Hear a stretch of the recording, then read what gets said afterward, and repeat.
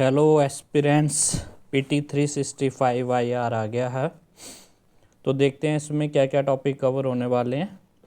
जैसे first topic multinational organisations से related है।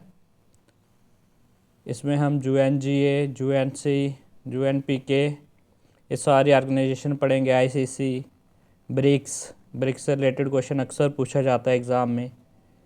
एशियान, सार्क, बिम्स्टेक ने कैसे सार्क को रिप्लेस किया है, इसमें बारे में पढ़ेंगे। जो न्यू ऑर्गेनाइजेशंस है, quad, AU, KUS, IPF, IMEC, India Middle east Europe economic corridor, इस पे मेंस में ऑलरेडी क्वेश्चन पूछा गया। SCO के बारे में पढ़ेंगे। G7, NAM कॉमनवेल्थ के बारे में, GCC gulf cooperation council, NATO news में रहा है काफ़ी बार, जिनेवा कन्वेंशन और जो उधर छोटी मोटी ऑर्गेनाइजेशन होंगी उसके बारे में। फिर आपको पता ही प्लेसेस इन न्यूज़ से हर साल काफ़ी क्वेश्चन पूछे जाते हैं। IR की इंपॉर्टेंस अब UPSC में धीरे धीरे बढ़ रही है। पिछले साल भी 10 क्वेश्चन सिर्फ IR से पूछे गए हैं। कॉन्फ्लिक्टेड एरिया से क्वेश्चन अक्सर पूछा जाता है। हमें मैप पे उनकी लोकेशन पता होनी चाहिए, कौन कौन से एरिया जो कॉन्फ्लिक्ट में रहे हैं, ठीक है। न्यू इंटरनेशनल डेवलपमेंट उसके बारे में, प्लेसेस उससे related. Then bilateral relationship, India China का relation, India China, India Bhutan, India Bangladesh, India Maldives, India Russia, India US, India UK, India Australia, India Japan, India South East Asia. हम इन सब चीज़ों को डिटेल में देखेंगे, इनकी क्या इंपॉर्टेंस हो सकती है, हमारे प्री और मेंस दोनों में काम आएंगे हमें। Jawahar port, Indian global south, Indo Pacific ocean initiative, India FTA, TAPI gas pipeline, ये काफ़ी सालों से न्यूज़ में है। इससे related then issues related to security, chief of defence staff, इससे रिलेटेड क्वेश्चन बना था पिछले ईयर भी। National security council secretariat, Kargil war, weaponisation of space news में रहा है। केमिकल वेपन से related FATF, then United Nation office on drug and crime, commission on crime prevention and criminal justice. ये सारे जो टॉपिक हैं वो पिछले काफ़ी समय से न्यूज़ में रहे हैं। International atomic energy agency, international telecom union, and then last में हम देखेंगे एक्सरसाइज इन न्यूज़। कभी कभी एक्सरसाइज से रिलेटेड एक आध क्वेश्चन पूछा जा सकता है। चलो अब हम शुरुआत करते हैं अपने पहले टॉपिक से। मल्टीलेटरल ऑर्गेनाइजेशन, UNGA के बारे में देखते हैं कि न्यूज़ में क्यों रहा है UNGA। UNGA passes a resolution calling the Security Council to admit Palestine as a member of union। UNGA ने एक रेजोल्यूशन पास किया है जिसमें पैलेस्टाइन को एक मेंबर बनाने पे बातचीत की जा रही है। तो इससे रिलेटेड और क्या था, resolution does not grant Palestinian full membership, उसने पैलेस्टाइन को भी फुल मेंबरशिप नहीं दी है, but recognise it as a qualified to join the UN, but उसने इसको रिकॉग्नाइज कर लिया कि ये UN में शामिल हो सकता है। अब हम देखेंगे कि उसमें प्रोसेस क्या होती है, क्या क्या शर्तें होती हैं अगर किसी को UN का अगर मेंबर बनना हो। न्यू मेंबर को बनने के लिए किन किन की मंजूरी चाहिए वो देखेंगे। सबसे पहले एप्लीकेशन सबमिशन करनी पड़ती है उस स्टेट को जिसको UNGA का UN में जो अगर मेंबर बनना है, तो state submit application to the secretary general को एप्लीकेशन सबमिट करनी पड़ती है। एक्सेप्टिंग दी UN चार्टर की जो कमिटमेंट होती हैं, UN चार्टर बताता है कि how a state should work, तो उसके बारे में आपको उसके चार्टर को मानना पड़ेगा। Then recommendation from security council से हमें जो रिकमेंडेशन चाहिए। आपको पता है सिक्योरिटी काउंसिल के 15 मेंबर है, उसमें से जो 5 परमानेंट है, 10 नॉन परमानेंट है। टोटल में से 9 out of 15 affirmative vote of the security council member उस स्टेट के फेवर में होने चाहिए। देन जो हमारी P5 हैं सिक्योरिटी काउंसिल के मेंबर, जो परमानेंट मेंबर है, वो पांचों के पांचों मेंबर एग्री होने चाहिए। अगर उनमें से एक भी वीटो कर देता है उसके अगेंस्ट, फिर वो स्टेट उसमें शामिल नहीं हो सकती। With none of the 5 permanent council member. 5 permanent member कौन कौन से हैं? China, France, Russia, UK, US, voting against recommendation. बोलता उनमें से कोई भी उसके अगेंस्ट में वोट नहीं करना चाहिए। देन जनरल असेंबली का अप्रूवल चाहिए। 2/3 मेजॉरिटी से अगर जनरल असेंबली भी उसके फेवर में अप्रूव कर देती है तो then it can become the member. Then membership effectiveness. Membership become effective upon adoption of the resolution. अगर रेजोल्यूशन अडॉप्ट हो जाता तो आप उसके मेंबर बन सकते हो। देन यूएनजी के बारे में कुछ चीज़ें देख लेते हैं। जो इंटरनेशनल जनरल असेंबली तो कब फाउंड हुई थी? ये 1945 में। इसके 6 प्रिंसिपल आर्गन हैं, ठीक है। अभी प्रेजेंट में 193 यूएन के मेंबर हैं। Voting, each member state has 1 vote, सबका एक वोट है। Decision on important issue required 2/3 majority. जैसे हमने देखा अभी किसी को मेंबर बनाना, उसमें भी 2/3 मेजॉरिटी चाहिए। अब इस सेशन जो होते हैं इनके meet annually in regular session. हर साल इनकी मीटिंग होती है जो कि सितंबर में होती है। And presidency rotate annually. और जो इनकी प्रेसिडेंसी होती है तो वो यूएनजीए की वो रोटेशन वाइज आती है। हर कंट्री का नंबर आता है among the member state elected from 5 जो ग्रुप है उनमें से रोटेशन बेसिस पे सबके होते हैं। ओवरव्यू देख लेते हैं। यूएनजीए के जो फंक्शंस है वो क्या है, इनका काम क्या होता है? यूएनजी का एक काम है पास रेजोल्यूशन को पास करना, इलेक्ट मेंबर को इलेक्ट करना, बजट को अप्रूव करना एंड डिस्कस ग्लोबल इश्यूज। जो भी ग्लोबल इश्यूज होंगे उनको डिस्कस करना जो इसका मेन काम होता है। जैसे पास रेजोल्यूशन में क्या होगा? Issues non binding resolution with political and moral influence. आपको एग्जाम में आ सकता है कि जो रेजोल्यूशन पास किए जाते हैं यूएनजी के द्वारा वो बाइंडिंग है कि नॉन बाइंडिंग। तो नॉन बाइंडिंग रेजोल्यूशन पास किए जाते हैं। इलेक्टेड मेंबर में क्या है? Elect non permanent member. इसमें नॉन परमानेंट मेंबर जो होते हैं सिक्योरिटी काउंसिल के, उसको इलेक्ट किया जाता है और जो दूसरे यूएन बॉडी के वो भी करते हैं।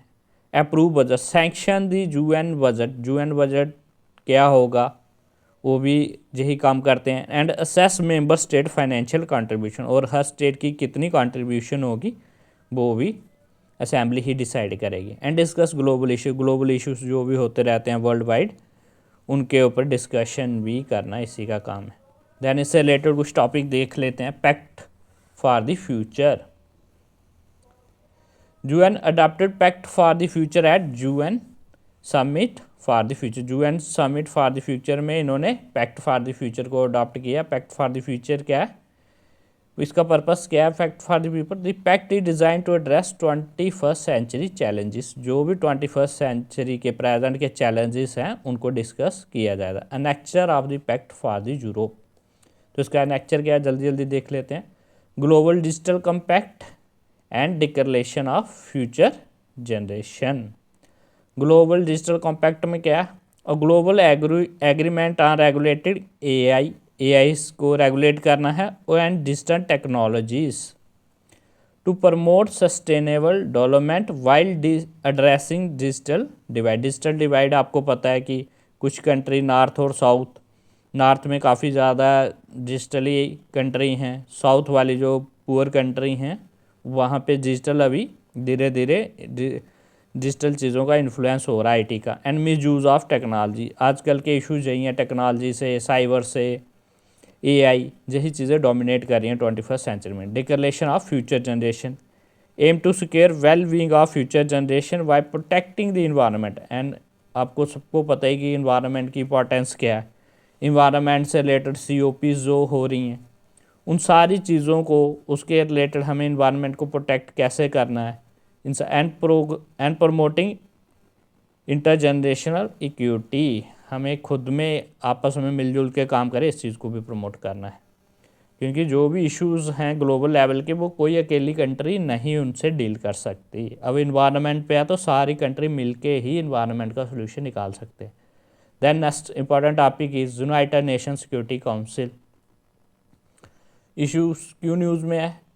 UNGA elected Denmark, Greece, Pakistan, Panama, Somalia to serve as non permanent member of UNC for 2 year term.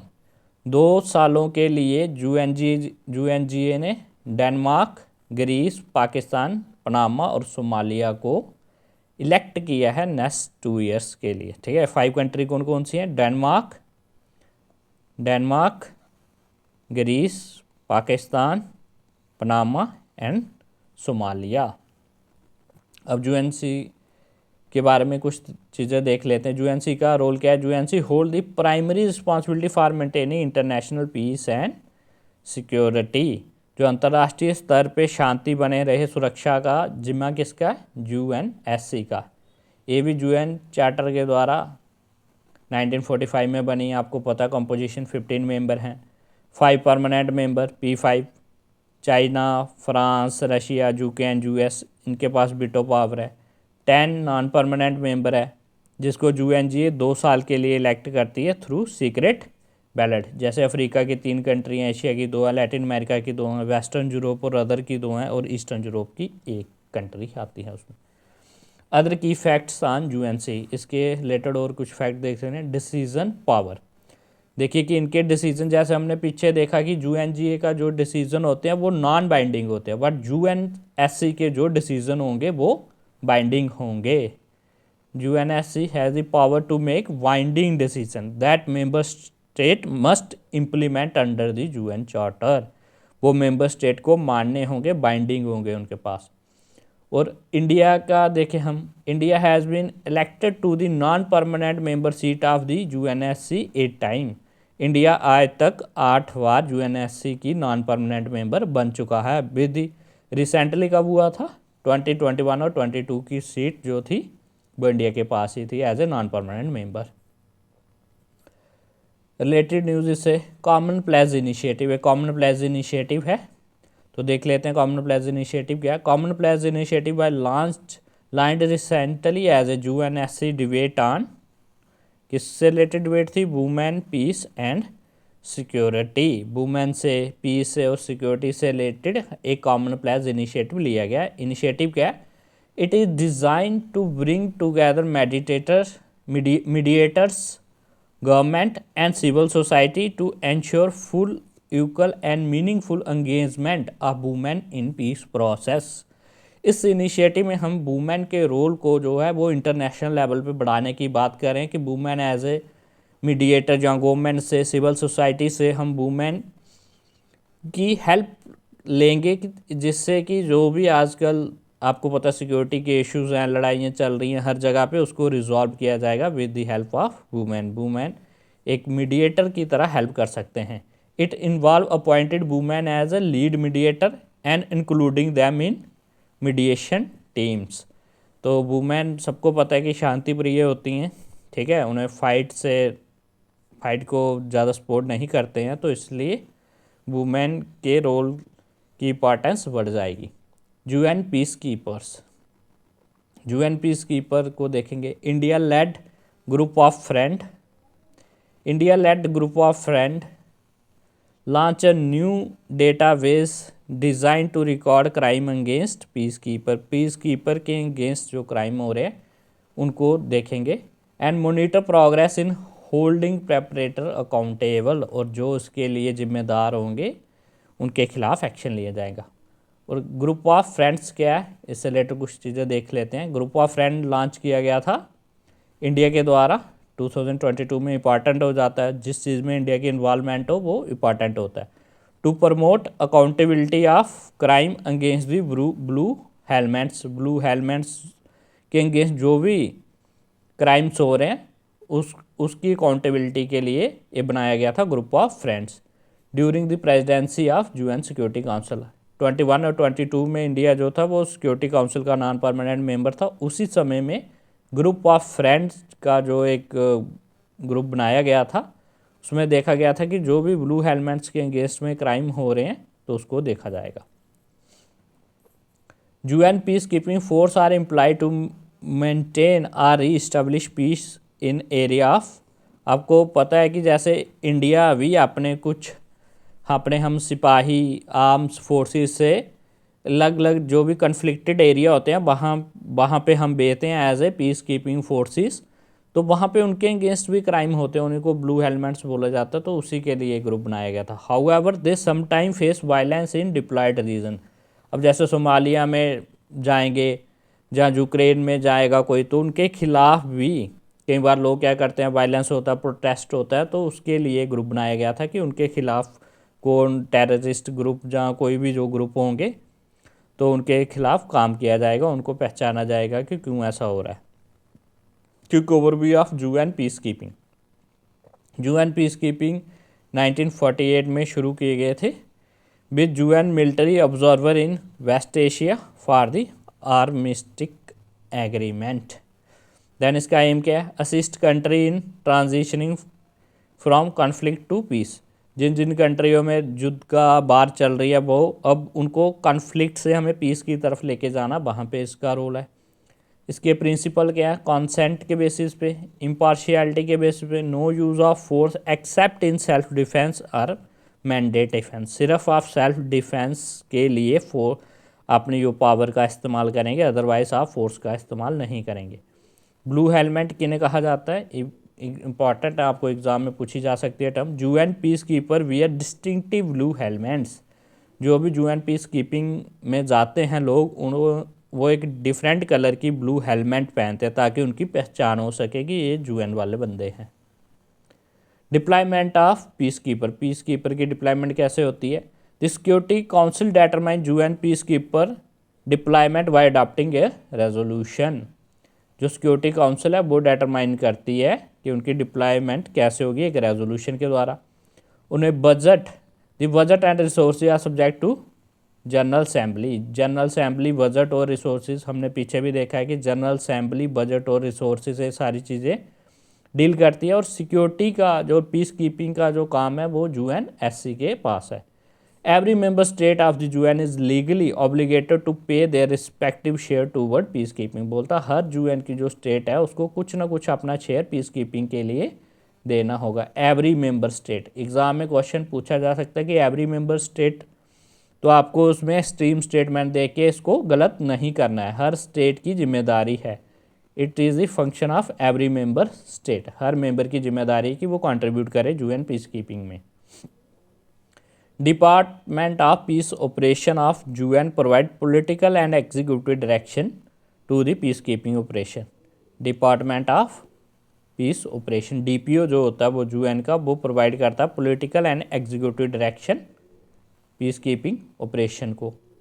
Success, अब सक्सेस क्या है इसकी, यूएन पी के रिसीव नोबेल प्राइज़ इन 1988। 1988 में इसको नोबेल प्राइज़ भी मिल चुका है, इंपॉर्टेंट बन जाता है। इंडिया की कंट्रीब्यूशन क्या रही है देख लेते हैं, इंपॉर्टेंट है। India was the first to send an all women unit under UNPK. India first country बनी थी जिसने वुमेन की यूनिट को यूएन पीस कीपिंग में भेजा था। That was sent to Liberia. India was one of the largest UNPK contributor of military personnel. India one of the largest, जो हमारे बहुत सारे सोल्जर, आर्मी पर्सनल और अदर आर्म्ड फोर्सेस से यूएन में जाते हैं। Other important development related to UN से रिलेटेड और इंपॉर्टेंट डेवलपमेंट देख लेते हैं। United Nation Economic and Social Commission for Asia and Pacific. United Nation का एक इकोनॉमिक और सोशल इशू से रिलेटेड एक कमीशन बनाया गया, वो एशिया और पैसिफिक रीजन पे उसका फोकस रहेगा। Economic and social survey of Asia and Pacific 2024 released, एक एनुअल फ्लैगशिप पब्लिकेशन है जो 1947 से आ रही है। ES कैप, इसका जो हेडक्वार्टर है वो कहाँ पे है, थाईलैंड में है। 1947 में इसको इस्टेब्लिश किया गया था, इसका रीनेम करके ES कैप 1976 में डाला गया है। इसके 53 कंट्री मेंबर है, इंडिया फुल टाइम मेंबर है और N9 एसोसिएट और नो एसोसिएट मेंबर है। फंक्शन क्या है, forum for government to discuss economic and social issues पे डिस्कशन की जाती है। United Nation trade and development, UNCTAD. United Nation trade and development formerly known as UNCTAD, सबको पता है। इसकी अब 60th एनिवर्सरी हो गई, 60 साल हो गए इसको बने हुए। तो अंकटाड का जो हेडक्वार्टर है वो कहाँ पे है, जिनेवा स्विट्ज़रलैंड में। इससे रिलेटेड चीज़ें देख लेते हैं। इसको 1964 में बनाया गया था UNGA के द्वारा। UNCTAD has rebranded to UN trade and development, तो इसका फिर से जो नेम चेंज कर दिया था, UN ट्रेड एंड डेवलपमेंट नाम डाल दिया था। ऑब्जेक्टिव क्या है इसका? A developing country in integrating to global economy, जो भी डेवलपिंग कंट्री है उनको ग्लोबल इकॉनमी के साथ इंटीग्रेट करना ताकि उनकी इकॉनमी भी ओपन इकॉनमी बन सके, जिसमें ग्लोबलाइजेशन से, आपको पता है ग्लोबलाइजेशन, प्राइवेटाइजेशन, ये सारी चीज़ें हुई हैं जिससे एक कंट्री दूसरी कंट्री में एक्सपोर्ट इंपोर्ट कर सके। तो जो डेवलपिंग कंट्री होंगी उनको टेक्नोलॉजी प्रोवाइड करना, उनके लिए उनको कुछ चीज़ों में छूट देना टैक्सेस में, ताकि वो अच्छी तरह जो भी ग्लोबल इकॉनमी उसके साथ कनेक्ट कर सके। तो इसकी मेंबरशिप कितनी है? 195 मेंबर इंक्लूडिंग इंडिया। अदर की फैक्ट ऑन अंकटाड। अंकटाड की कुछ इंपॉर्टेंट रिपोर्ट्स है। Trade and development report, world investment report, least developed country report. ये तीनों रिपोर्ट जो अंकटाड पेश करता है, trade and development report, world investment report, least developed country report. Exam में क्वेश्चन पूछा जा सकता है which of following report is not presented by UNCTAD. तो आपको इन तीनों का अगर आपको पता होगा तो आप मज़े से एलिमिनेट कर सकोगे। की अचीवमेंट देख लें अंकटाड की। Implementation of finance for development, finance जो भी है डेवलपमेंट के लिए उसकी इम्प्लीमेंटेशन करना अंकटाड का काम है। As mandated by global community in the Addis Ababa agenda 2015 में ऐसा कहा गया था। डेप्ट मैनेजमेंट, जो भी उधार से रिलेटेड चीज़ें हैं, डेप्ट को मैनेज करना। And financial analysis system DMFAS programme के अंडर ये भी अंकटाड का ही काम है। UN global supply chain forum, UNGSCF के बारे में देख लेते हैं। Inaugural edition hosted by UN trade and development and government of Barbados. About UNGSCF के बारे में देखें। इसका ऑब्जेक्टिव क्या है? Address escalating disruption in global supply chain, जो भी ग्लोबल सप्लाई चेन में रुकावटें आ रही हैं उसको एड्रेस करना इसका काम है। Caused bye climate change, geopolitical tensions and interdependence. आपको पता है कि चाइना बहुत सारी चीज़ें सप्लाई करता है, तो मोस्टली कंट्री जो है वो चाइना पे इंटरडिपेंड है।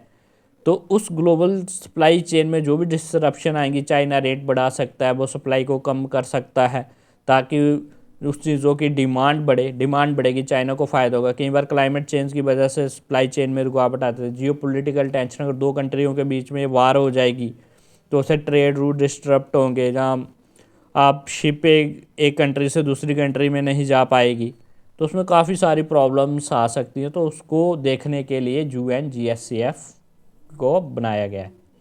तो इसके आउटकम क्या है? Launch the manifesto for intermodal, इसने मैनिफेस्टो लॉन्च किया intermodal low carbon efficient and resilient freight transport and logistic to meet global climate target. बोलता ग्लोबल क्लाइमेट जो भी टारगेट है उसको मीट करने के लिए उन्होंने एक फ्रेट ट्रांसपोर्ट जो रिजिलियंट हो, जो चलता रहे पूरे साल में, और लो कार्बन हो, जो पोल्यूशन कम से कम करे, ऐसा इन्होंने लॉन्च किया।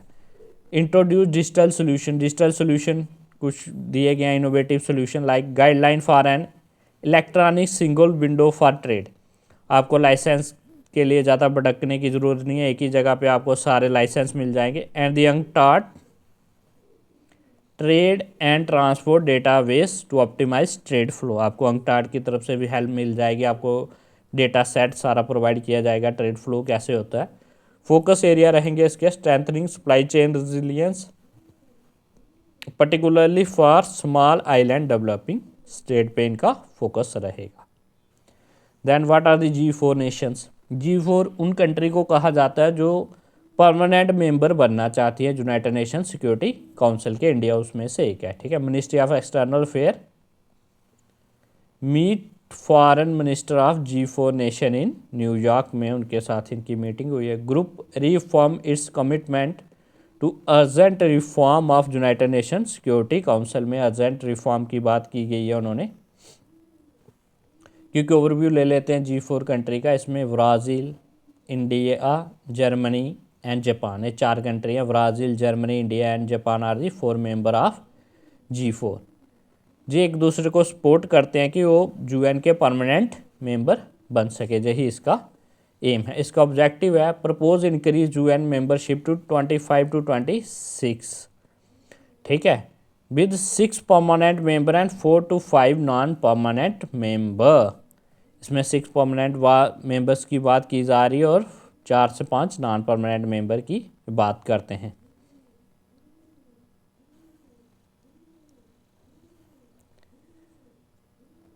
About uniting for consensus, UFC, united for consensus क्या? ये भी एक ग्रुप ऑफ कंट्री है। It is a group of country that oppose the G4 nation requirement for permanent seats. ये G4 नेशन के अगेंस्ट में बोलते हैं कि भाई इनको परमानेंट सीट नहीं देनी चाहिए ऑन यूएन सिक्योरिटी काउंसिल। इसमें कौन कौन सी कंट्रीज़ हैं? Argentina, Canada, Colombia, Costa Rica, Italy, Malta, Mexico, Pakistan जो हमारी राइवल कंट्री हैं वो भी इसमें है, Republic of Korea, San Marino, Spain, Turkey, ये सारी। और इसी को ही कॉफ़ी क्लब भी कहा जा सकता है। Coffee club is made against the G4 nations. G4 nation के अगेंस्ट कॉफ़ी क्लब बोलता है। Then International Criminal Court ICC, International Criminal Code हर साल न्यूज़ में रहता है, आपको पता होना चाहिए how International Criminal Code works. ICC prosecutor sought arrest warrant for Israel PM and Hamas leader for crime against humanity and war crime. आपको पता है हमास की, इजराइल की वहाँ पे जो लड़ाई है उसमें जो ICC के प्रोसिक्यूटर थे उन्होंने अरेस्ट वारंट इशू किया इजराइल के PM के लिए और हमास के लीडर के लिए। इसके बारे में और चीज़ें देखें। इन मार्च 2023 ICC issue an arrest warrant against Russia president over Ukraine. उन्होंने रशिया के प्रेसिडेंट जो पुतिन है उनके खिलाफ भी, जो यूक्रेन का जो था उसमें उनके खिलाफ भी अरेस्ट वारंट इशू किया था। Consequence of ICC arrest warrant के क्या कोई कॉन्सिक्वेंस हैं? जहाँ सिर्फ ये नाम की चीज़ें हैं।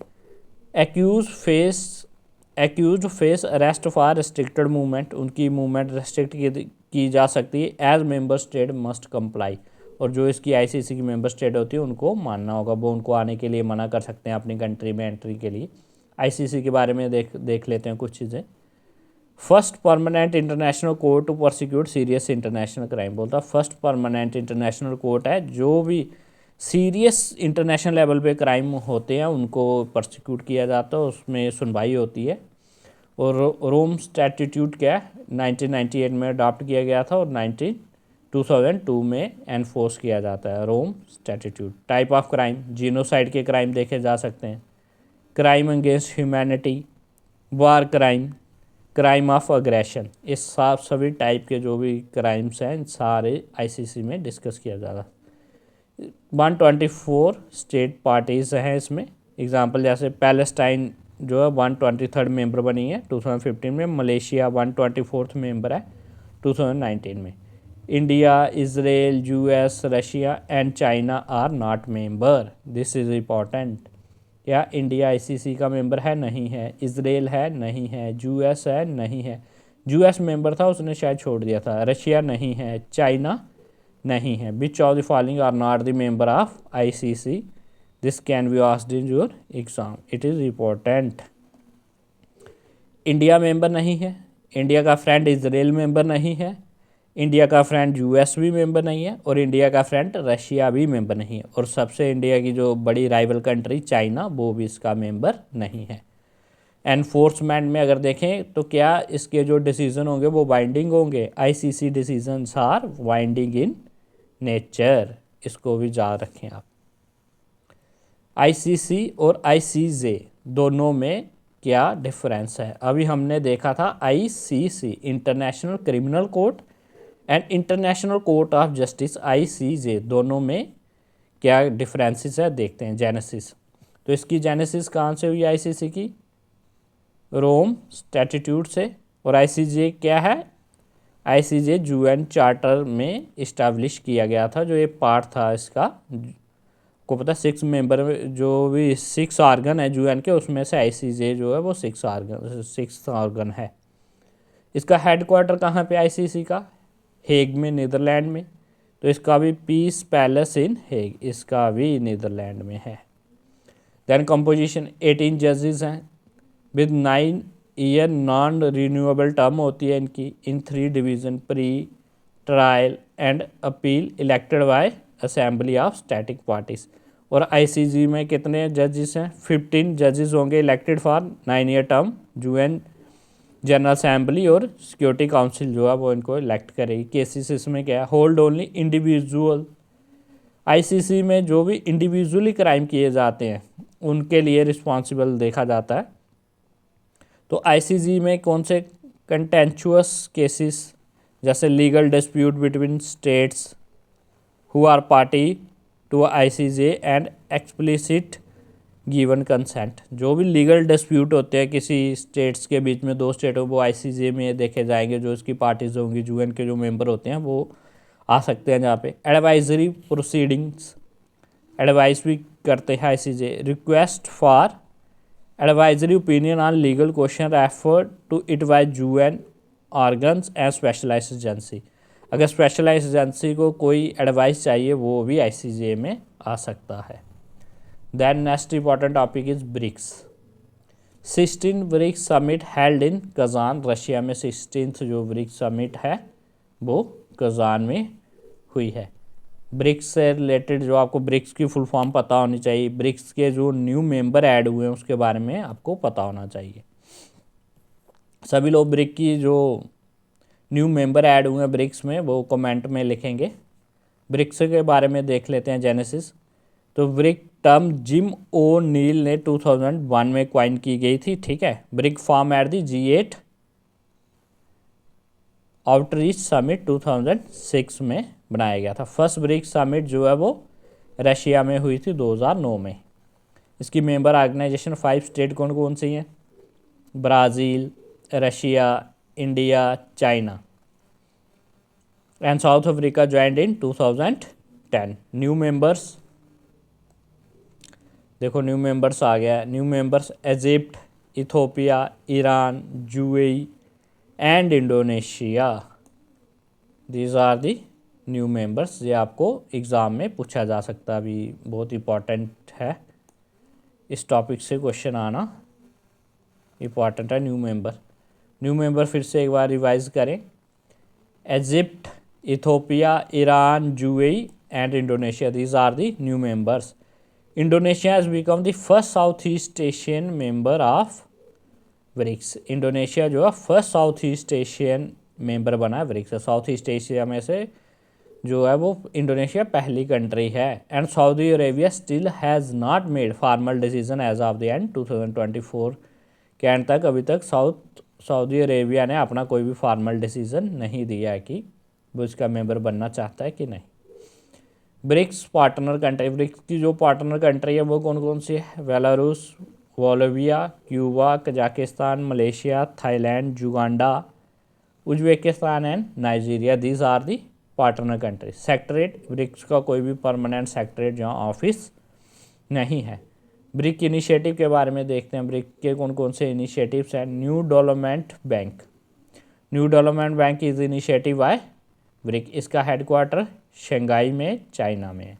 इस पे ऑलरेडी यूपीएससी क्वेश्चन पूछ चुकी है। Front infrastructure in BRICS, BRICS जो कंट्री है वहाँ उनमें इंफ्रास्ट्रक्चर को देखा जाता है। एंड इमर्जिंग इकॉनमी, जो भी emerging economy, ensure equal representation and voting power for all member, और इंश्योर करता है कि सबको इक्वल रिप्रेजेंटेशन और वोटिंग पावर दी जाए सभी मेंबर को। जेनेसिस इसकी कब फाउंड हुआ गया, कब बनाया गया था? तो founded at the 6th BRICS summit in Fortaleza Brazil 2014 में इसको बनाया गया था। Contingent reserve arrangement, contingent reserve arrangement CRA के बारे में आपको पता होना चाहिए। Provided essential short term liquid support to member nation encountering balance of payment challenge. जो भी इसके मेंबर हैं अगर उन्हें शॉर्ट टर्म में पैसों की ज़रूरत पड़ती है तो वो CRA के थ्रू उनको प्रोवाइड किए जा सकते हैं। Encountering balance of payment challenges. Then BRIC grain exchange. BRIC grain exchange क्या है ये भी देख लेते हैं। A Russia led initiative focused on creating a fair and equitable trading system for agriculture product.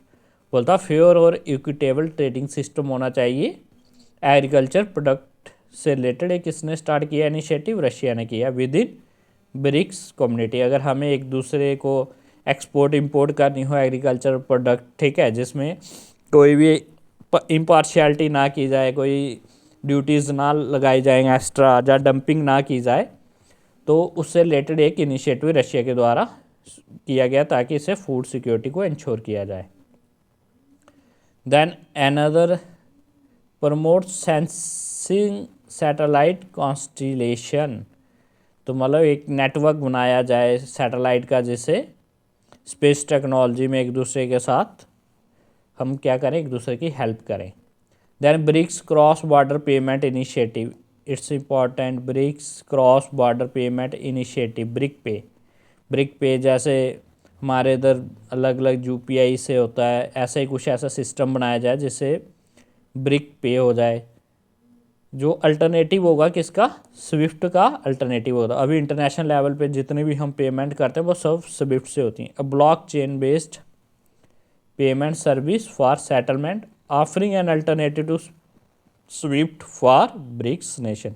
हमें स्विफ्ट के ऊपर डिपेंड नहीं रहने के लिए तो हम अपना अल्टरनेटिव एक ब्रिक पे बनाएंगे। जो भी ब्रिक कंट्री होंगी वो आपस में इस सिस्टम के थ्रू इंटरनेशनल ट्रांजैक्शंस करेंगे। देन एशियन के बारे में कुछ चीज़ें देख लेते हैं। Association of South East Asian Nation. PM of India participated in 21st ASEAN India summit in Vientiane Lao PDR। इसका हेडक्वार्टर कहाँ पे है? एशियन का जकार्ता इंडोनेशिया में। कुछ और भी देख लेते हैं इसका। 1967 में बैंकॉक में एशियन को इस्टेब्लिश किया गया था with the signing off Asian declaration. Bangkok declaration कहा जाता है 5 मेंबर के द्वारा। इसके 5 मेंबर कौन से थे? Indonesia, Malaysia, Philippines, Singapore and Thailand. ये सब साउथ ईस्ट एशियन नेशंस है। देन इसकी मेंबरशिप जो है प्रेजेंट में इसके 10 मेंबर हैं। Delhi dialogue. Delhi dialogue is related with ASEAN. इस पे क्वेश्चन आ सकता है कि दिल्ली डायलॉग किससे रिलेटेड है? एशियन के। एक एनुअल ट्रैक 1.5 फोरम है for discussing issues between ASEAN and Asia. जो भी ट्रैक 1.5 होता है तो इसमें क्या होता है, इसमें जो गवर्नमेंट भी होती है और गवर्नमेंट के साथ साथ डिप्लोमेट भी पार्टिसिपेट करते हैं, तो इसलिए उसको बोला जाता है ट्रैक 1.5। ठीक है, इसमें जैसे हमारे पॉलिटिशियंस प्लस ब्यूरोक्रेट्स जो होते हैं वो मिलके एक डिस्कशन की जाती है, उसको ट्रैक 1.5 डिप्लोमेसी कहते हैं। इसको दिल्ली डायलॉग के नाम से मशहूर है। इसके पार्टिसिपेंट जो मेंबर है डायलॉग पार्टनर कौन कौन से हैं? ऑस्ट्रेलिया है, कनाडा है, चाइना है, इंडिया है, European Union, Japan, Republic of Korea, New Zealand, Russia Federation, UK and US। These all are the dialogue partners. Now ASEAN को अगर हम देखें, एशियन में देखो म्यांमार इसका पार्ट है। Then Laos, Thailand, Vietnam, Cambodia, Philippines, Malaysia, Brunei, Singapore, Indonesia. तो इसमें जो है कि कुछ तो पुअर कंट्री भी हैं जिसको हम CLMB बोलते हैं। CLMB, Cambodia, Laos, Myanmar, Vietnam, these are the CLMBs countries and other जो भी आपको पता है Philippines, Brunei, Malaysia, Singapore, Indonesia, ये सारे इसके 10 मेंबर हैं परमानेंट। की ASEAN institution, ASEAN regional forum ARF के बारे में 1994 में एशियन रीजनल फोरम बनाया गया था। इंडिया ने इसको ज्वाइन किया था 1996 में। इसके प्रेजेंट में 27 मेंबर है, 10 एशियन मेंबर स्टेट हैं एंड 10 डायलॉग पार्टनर में। इसका ऑब्जेक्टिव क्या है? For promoting dialogue and cooperation on political and security issues among ASEAN member country and their partner. कोई भी ऑर्गेनाइजेशन बनाया जाता है उसका मेन मोटिव यही रहता है कि इसमें पॉलिटिकल, सिक्योरिटी, ट्रेड, इकोनॉमिक, यही सारे इसके मोटिव्स होते हैं कोई भी ऑर्गेनाइजेशन बनाने के, ताकि उसमें जो मेंबर कंट्री होती हैं, जो पार्टनर कंट्री होती है, वो मिलके उनको एक प्लेटफॉर्म दिया जाता है इन ऑर्गेनाइजेशंस के through. Then ASEAN future forum. ASEAN future forum क्या है? एशियन फ्यूचर फोरम प्रपोज किया गया था वियतनाम के द्वारा at the 43rd ASEAN summit in 2023। तो ये करंट अफेयर से रिलेटेड भी है, अभी लेटेस्ट ही है। तो पूछा जा सकता है कि Asian future forum is proposed by which country. तो हमें याद रखना है वियतनाम के द्वारा प्रपोज किया गया है 43rd एशियन समिट में। It is the commoner platform for ASEAN member state as well as partner country to share new ideas. इस प्लेटफॉर्म पे न्यू आइडियाज़ और पॉलिसी रिकमेंडेशन को आप शेयर कर सकते हो। तो इसमें पूछा जा सकता है whether India is its founding member और not. Yes, India is its founding member. This is also important. Other की एशियन इंस्टीट्यूशन क्या क्या है? एशिया+3 कॉपरेशन। एशिया+3 कॉपरेशन में क्या क्या इंक्लूड है? एशियन मेंबर स्टेट जैसे कि इसमें China, Japan and Republic of Korea. एशिया+3 कॉपरेशन में कौन कौन सी कंट्री हैं? एशियन+3 कॉपरेशन में चाइना है, जापान है, रिपब्लिक ऑफ कोरिया। आपको एग्ज़ाम में पूछा जा सकता है कि क्या एशियन 3+ में इंडिया है? तो इंडिया उसमें नहीं है। वहाँ पे चाइना है जो हमारी राइवल कंट्री है, जापान है और कोरिया है। India is an active participant of Asian defence minister meeting ADMM and expand the Asia Maritime Forum and expanded Asia Maritime Forum। Asian defence minister की मीटिंग में India participate करता है। About India और Asian के बारे में अब कुछ चीज़ें देख लेते हैं हिस्ट्री में क्या क्या हुआ था। How India join it. Genesis. India become formal engagement with ASEAN in 1992। 1992 में इंडिया की से फॉर्मल जो एंगेजमेंट होती है। Then India in 1996, India become dialogue partner. Then summit level partner in 2002 and forge a strategic partnership। हम Asian के strategic partner भी हैं। 2012 में इंडिया इसका स्ट्रेटजिक पार्टनर बनता है। देन मैरीटाइम एक्सरसाइज जो भी एशिया और इंडिया के बीच में, एशियन और इंडिया के बीच में होती हैं, वो हैं Asian India maritime exercise, Asian solidarity exercise. कुछ इससे रिलेटेड इश्यूज देख लेते हैं। East Asia summit. Prime minister of India attended the 19th east Asia summit in Jakarta, Indonesia. Important है। अबाउट ईस्ट एशिया समिट कब बनाई गई थी? 2004 में कुआलालंपुर, मलेशिया में बनाया गया था। नेचर क्या है? Leader led forum for dialogue. इसमें लीडर्स के द्वारा, मीन्स जो हमारे पॉलिटिकल लीडर होंगे वो पार्टिसिपेट करेंगे स्ट्रैटेजी, पॉलिटिकल और इकोनॉमिक इश्यूज़ पे। कोई भी फोरम बनता है उसमें यही होते हैं, political, strategic, economic issues.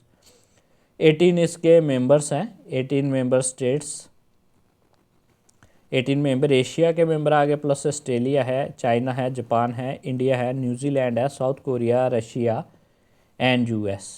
Important है, EAS के मेंबर कितने हैं? 18 मेंबर है, जिसमें 10 तो आ जाएंगे एशियान के permanent member. Then Australia, China, Japan, India, New Zealand, South Korea, Russia and US। इसमें तीनों बड़ी कंट्री रशिया, US, चाइना, ये तीनों भी हैं। फिर इसमें जापान है, इंडिया है, ऑस्ट्रेलिया है, न्यूजीलैंड और साउथ कोरिया। टोटल 18 मेंबर है। इनके 6 प्रायोरिटी एरिया है कॉपरेशन के, वो क्या क्या हैं? Energy and environment, education, finance, global health issues, natural disaster management and ASEAN connectivity. These are the 6 major issues. तो यही मेजर इश्यूज होते हैं किसी भी फोरम के, तो वो सारे इसमें हैं। Asia India trade in goods agreement. ASEAN India trade in goods agreement, सिर्फ गुड्स है, not in service. 5th joint committee meeting recently held in Jakarta to review ASEAN India trade in goods agreement about इसके बारे में देख लेते हैं, कब sign किया गया था ये 2009 में। इसका ऑब्जेक्टिव है reduce trade barrier and deepen economic ties between Asia and India. India had a trade deficit with ASEAN के साथ हमें ट्रेड डेफिसिट है, हमें घाटा है। South Asian Association for Regional Cooperation, South Asian Association for Regional Cooperation, साक के बारे में देख लेते हैं। RBI announce SAARC currency swap framework for, important है, किसने अनाउंस किया? आरबीआई ने SAARC currency swap framework for 2024 to 2027। SAARC को रिवाइव करने की कोशिश की जा रही है। Currency swap agreement, currency swap agreement क्या है? CSA is a contract under which two counter parties agree to exchange two currencies at a set rate and then to re-exchange those currencies at an agreed upon rate at a fixed date in future। बोलता है CSA एक दो countries के बीच में एक exchange rate decide किया जाता है कि हम इस एक्सचेंज रेट पे ट्रेड करेंगे और उसको बाद में हम उसको फिर से चेंज भी कर सकते हैं फ्यूचर में। Then other significant CSA of India, BRICS contingent reserve agreement जो है वो भी साइन किया गया था 2015 में। India Japan bilateral CSA announce to $75 million. Other India UAE CSA, India Sri Lanka CSA currency swap agreement. Currency swap agreement में क्या होता है? हम डॉलर में नहीं पेमेंट करते हैं, हम अपने ही दो करंट जो भी करेंसीज होती है लोकल उसमें हम एक्सचेंज करते हैं। सेक्रेटरीट इसका कहाँ पे है?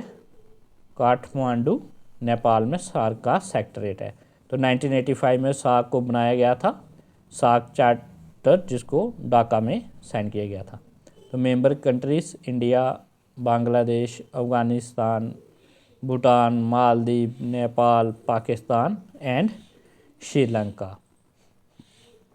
साउथ एशिया के जितने भी 8 मेंबर हैं वो इसमें आते हैं। सबसे लास्ट जो ज्वाइन किया था वो अफगानिस्तान ने किया था। ऑब्जेक्टिव स्टेटस 9 कंट्री, किन 9 कंट्री को ऑब्जेक्टिव स्टेटस दिया गया, जिसमें कि कौन सी है? ऑस्ट्रेलिया है, चाइना है, European Union, Iran, Japan, Republic of Korea, Mauritius, Myanmar and United State of America. These all 9 country are given the objective status. इतना इंपॉर्टेंट नहीं है।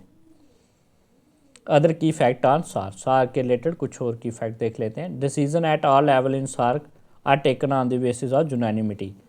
इसमें यूनानिमिटी के बेसिस पे डिसीजन लिए जाते हैं। अगर एक भी कंट्री फेवर में नहीं होगी तो वो डिसीजन नहीं लिया जाएगा। Bilateral and contentious issues are excluded from इस डेलिब्रेशन। जो भी बायलैटरल इशू होंगे, फॉर एग्जाम्पल इंडिया और पाकिस्तान के आपस में लड़ाई का इशू या कुछ भी ज़मीन का मैटर होगा, लैंड का, वो इसमें डिस्कस नहीं किया जाएगा। जो भी बायलैटरल इश्यूज होंगे वो अपने अपने लेवल पे डिसाइड किए जाएंगे। जहाँ पे जो भी रीजनल इश्यूज होंगे जो सबको इफेक्ट करते होंगे उन्हीं को सिर्फ डिस्कस किया जाएगा। Some key SAARC initiatives are South Asian free trade agreement 2006 में आया था, सार्क फूड बैंक 2007 में, SAARC agreement on trade in service SATS 2010 and India line the South Asian satellite 2017 में। मोदी जी के द्वारा जो हमारे इसरो ने लॉन्च की गई थी South Asia satellite 2017। SAARC has been largely dysfunctional since 2016 में पाकिस्तान की वजह से सार्क जो है वो डिसफंक्शनल हो गया है। Bay of Bengal initiative for multi sectoral technical and economic cooperation, BIMSTEC. SAARC को रिप्लेस कौन सा अब कर रही है ऑर्गेनाइजेशन? बीमस्टेक कर रही है। BIMSTEC acquire legal personality after BIMSTEC charter. BIMSTEC का चार्टर आने के बाद बीमस्टेक का लीगल पर्सनैलिटी का उसको एक्वायर कर लिया उसने। BIMSTEC charter was sign and adopted during the 5th summit में जाके बीमस्टेक चार्टर को अडॉप्ट किया गया था of the grouping in Sri Lanka in 2022 में। 2022 में इसका चार्टर जो है वो साइन और अडॉप्ट किया गया। बीमस्टेक चार्टर क्या है? एक फाउंडेशनल डॉक्यूमेंट है। चार्टर जो होता है वो एक फाउंडेशनल डॉक्यूमेंट होता है जिसमें किसी भी ऑर्गेनाइजेशन के क्या गोल होंगे, प्रिंसिपल होंगे, उसका स्ट्रक्चर फंक्शनिंग क्या होगी, उसमें डील करते हैं। फॉर एग्जांपल यूएन का चार्टर है तो उसमें बताया गया कि डिफरेंट आर्टिकल्स में एक्सप्लेन किया गया कि how UN works. With the endorsement of the charter by Nepal, all member state completed the ratification. Nepal ने कर लिया और अदर जो मेंबर स्टेट थी उन्होंने भी रेटिफिकेशन कर लिया फाउंडेशनल डॉक्यूमेंट की, जो कब आएगा, केम इनटू फोर्स 20 मई 2024 से फोर्स में आ गया। अब इसका जो हमने सेक्रेटरेट बनाया वो कहाँ पे, ढाका बांग्लादेश में बनाया गया। 1997 में बिम्स्टेक जो है वो बनती है और साइनिंग बैंकॉक डिक्लेरेशन के थ्रू। इसकी मेंबर कंट्री को याद रखना है कि Bangladesh, India, Sri Lanka, Thailand, Myanmar, Nepal and Bhutan, 7 इसकी जो मेंबर स्टेट है। India is one of them. फिर से याद करते हैं, Bangladesh, India, Sri Lanka, Thailand, Myanmar, Nepal and Bhutan. Easy है, नई में से भी आप कुछ डिकोड कर सकते हो। Then objective to promote economic development, social progress and ensure peace and stability across Bay of Bengal region के में हम इकोनॉमिक, सोशल और पीस स्टेबिलिटी देखेंगे। कोई भी ऑर्गेनाइजेशन होगी उसके यही फीचर होंगे, इकोनॉमिक, सोशल, पीस, पॉलिटिकल यही होंगे। बे ऑफ बंगाल पे ही हम फोकस करेंगे बिम्स्टेक के थ्रू। Major project, BIMSTEC master plan for transport connectivity. आपस में जो भी बे ऑफ बंगाल का रीजन है उसमें ट्रांसपोर्ट कनेक्टिविटी में बात की जाएगी। बिम्स्टेक के प्रिंसिपल हैं sovereign equality, territorial integrity, political independence, non interference in internal affair, peaceful coexistence. These are some of the principle of BIMSTEC. तो सॉवरेन इक्वालिटी बोलते हैं एक दूसरे के कंट्री को हम सॉवरेन मानेंगे, कोई भी किसी कंट्री पे कोई इन्फ्लुएंस नहीं डालेगा। टेरिटोरियल इंटीग्रिटी, एक दूसरे के बॉर्डर की रिस्पेक्ट करेंगे। पॉलिटिकल इंडिपेंडेंस होगी, पॉलिटिक्स में एक दूसरे के इंटरफेयर नहीं करेंगे, उनके आपसी मामले में इंटरफेयर नहीं। पीसफुल कोएग्जिस्टेंस, एक दूसरे के साथ सबका विकास वाली बात कर रहे हैं ये भी। 7 फोकस एरिया, इसके 7 फोकस एरिया क्या हैं, trade, environment and climate change, security, agriculture, food security, people to people contact, science, technology, innovation and connectivity. ये सब एरिया लिंक्ड है तो इसलिए पीपल टू पीपल कांटेक्ट होंगे। जब भी पीपल टू पीपल कांटेक्ट होंगे, exchange of idea, exchange of technology, innovation automatically हो जाएगा। तो जब ये सारी चीज़ें होंगी तो हम बड़े इश्यूज भी, इन्वायरमेंट, क्लाइमेट चेंज, सिक्योरिटी, इन पे बात होगी ऑटोमेटिकली। एक्सरसाइज, तो बिम्स्टेक डिजास्टर मैनेजमेंट एक एक्सरसाइज होती है, वो भी आपस में कंट्रीज करती हैं, BIMSTEC disaster management exercise. Then जो इम्पोर्टेंट पिछले साल रहा है, Quad. US House of Representatives has passed strengthen US, Australia, India, Japan cooperation. Quad के 4 मेंबर है, US, Australia, India and Japan cooperation are strengthening the Quad Act को strengthen करने के लिए। The prime minister of India attended the Quad leader summit in Wilmington, US में हुई थी, summit को अटेंड किया। Quad leaders summit adopted the Wilmington declaration को अडॉप्ट किया। तो की अनाउंसमेंट क्या है विल्मिंगटन डिक्लेरेशन में, Quad cancer moon shot, Quad cancer moon shot partnership to combat cervical cancer. Cervical cancer जो भी उसके केसेस बढ़ रहे हैं तो उसको कंट्रोल करने के लिए क्वाड कैंसर मून शॉट एक बनाया गया है। Then Quad port of the future partnership for sustainable port infrastructure development. Port infrastructure अगर होगा तो तभी मैरीटाइम जो भी हमारा ट्रेड है वो इंक्रीज होगा। Maritime initiative for training in the Indo Pacific region, जिसको मैत्री के नाम से कहा गया, to maximise tool from the Indo Pacific partnership for maritime domain awareness and other Quad initiative. Then one more agreement, Quad at sea ship observation mission, Quad at sea ship observation mission in 2025 to improve interoperability and maritime safety के बारे में इसमें deal किया जाएगा। सब self explaining term है, इसमें कुछ ज़्यादा नहीं याद करने के लिए। इंडिया विल होस्ट दी, ये क्वेश्चन आपको पूछा जा सकता है, India will host the 2025 Quad leader summit. India कब होस्ट करेगी? 2025 में India will host the Quad leader summit. Also in Jan 2025 Quad has marked 20 year of its cooperation, तो इसके 20 साल हो जाएंगे। देन देख लेते हैं कुछ और चीज़ें जो बची। About strengthening the quad act, quad Act को कैसे स्ट्रेंथ किया जाएगा उसके बारे में कुछ देख लेते हैं। Aim to strengthen joint cooperation between Quad 4 members to promote free, open and inclusive, resilient and healthy Indo Pacific.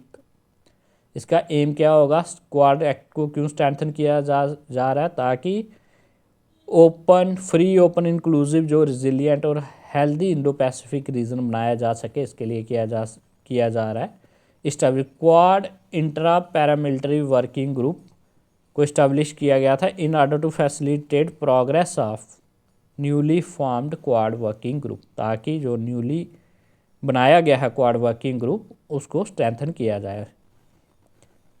6 leader level working group कौन कौन से हैं? Health, Quad health security partnership 2023, climate, launch the Quad climate change adaptation and mitigation package Q CHAMP 2022 में बनाया गया।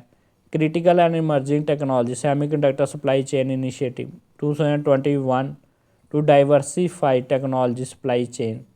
Basically जो भी quad को बनाया गया है, इसको देखा जाता है कि चाइना को कंट्रोल करने के लिए क्वाड को बनाया गया है। तो सप्लाई चेन के लिए सब लोग चाइना पे डिपेंड है, तो इसलिए इन्होंने बोला कि हम सेमीकंडक्टर सप्लाई चेन का इनिशिएटिव स्टार्ट करेंगे। हेल्थ इम्प्रूवमेंट अच्छी हो, हेल्थ से रिलेटेड पार्टनरशिप करेंगी क्वाड कंट्रीज 2023 में। और क्लाइमेट के इशूज़ पे भी बात हर ऑर्गेनाइजेशन में होती है, 2022 में क्लाइमेट पे बात हुई। दैन मैरी टाइम इन 2022, इसमें Indo Pacific partnership for maritime domain awareness IPMDA के बारे में बात होती है। Then infrastructure, launch the trilateral partnership for infrastructure investment in Indo Pacific 2018 में। इंफ्रास्ट्रक्चर, सबसे पहले इंफ्रास्ट्रक्चर पे ही बात हुई थी 2018 में। Then cyber security in 2022 establish Quad cyber security partnership, it is important. Cyber security पे बात कब होती है? 2022 में। Quick overview of Quad security dialogue. Quad security dialogue क्या है? एक प्लूरिलेटरल फ्रेमवर्क है जिसमें इंडिया, ऑस्ट्रेलिया, जापान और US है। सिक्योरिटी डायलॉग में सिक्योरिटी इश्यूज़ पे बात की जाती है। टाइमलाइन अगर हम इसकी देखें, 2004 में जो स्टार्ट हो जाता है, originated from tsunami relief effort. 2004 में जो है सुनामी आती है, फास्टरिंग कोलैबोरेशन अमंग 4 नेशन। तो ये 4 नेशन आपस में कोलैबोरेट करते हैं, एक दूसरे का साथ देते हैं। देन क्वाड की जो फार्मलाइजेशन है वो जापान के द्वारा की जाती है। First quad meeting held during Asian regional forum ARF में होती है। 2017 में फर्स्ट ऑफिशियल टॉक होती है फिलीपीन में ईस्ट एशिया समिट, जो हमने पीछे अभी देखा। ऑब्जेक्टिव क्या है? To promoting a free, open and inclusive Indo Pacific. इसमें फ्री, ओपन और इंक्लूसिव इंडो पैसिफिक को स्ट्रेंथ करने की। देन अबाउट एस्क्वाड के बारे में पता होना चाहिए। Squad US institutionalized and launched Quad in 2024. It is important. Quad के बारे में आपको पता होना चाहिए, 2024 में न्यूज़ में रहा है। Membership, this Quad is a new 4-way security arrangement involving US, Australia, Philippine and Japan. Quad में इंडिया नहीं है। आपको क्वेश्चन पूछा जाएगा whether India is a part of Quad और नॉट। India is not part of Quad. Quad में 4 member कौन कौन से हैं? US है, ऑस्ट्रेलिया है, जापान है और इंडिया को रिप्लेस करता है फिलीपींस। तो इस सिक्योरिटी अरेंजमेंट एक किस्म का है। एम क्या है? To deepen integration of Indo Pacific to counter China's militarisation in South China Sea. बोलता है जो चाइना के मिलिटराइजेशन बढ़ रही है साउथ चाइना सी में, उसको काउंटर करने के लिए फिलीपींस को ऐड किया गया, क्योंकि फिलीपींस साउथ चाइना सीज को बिलोंग करता है। तो फिलीपीन चाइना का दुश्मन है, उसको हमने क्वाड में एंट्री दी गई है, तो इंडिया को रिप्लेस करता है, तो एस क्वाड बनाया गया। ऑकस पे भी क्वेश्चन पूछा गया अभी मेंस में। 5 ईयर कंप्लीट हो गए ऑफ इस्टेब्लिशमेंट। ऑकस 2021 में बनाया गया था। अ न्यू 3-वे स्ट्रेटजिक डिफेंस अलायंस है। It is a strategic defence alliance. तो इसकी member country Australia, UK and US. India is not a member. ये भी क्वेश्चन में आ जा सकता है कि इंडिया क्या मेंबर नहीं है। हमें जा रखना है इंडिया ना ही एस क्वाड का मेंबर है और ना ही इंडिया ऑकस का मेंबर है।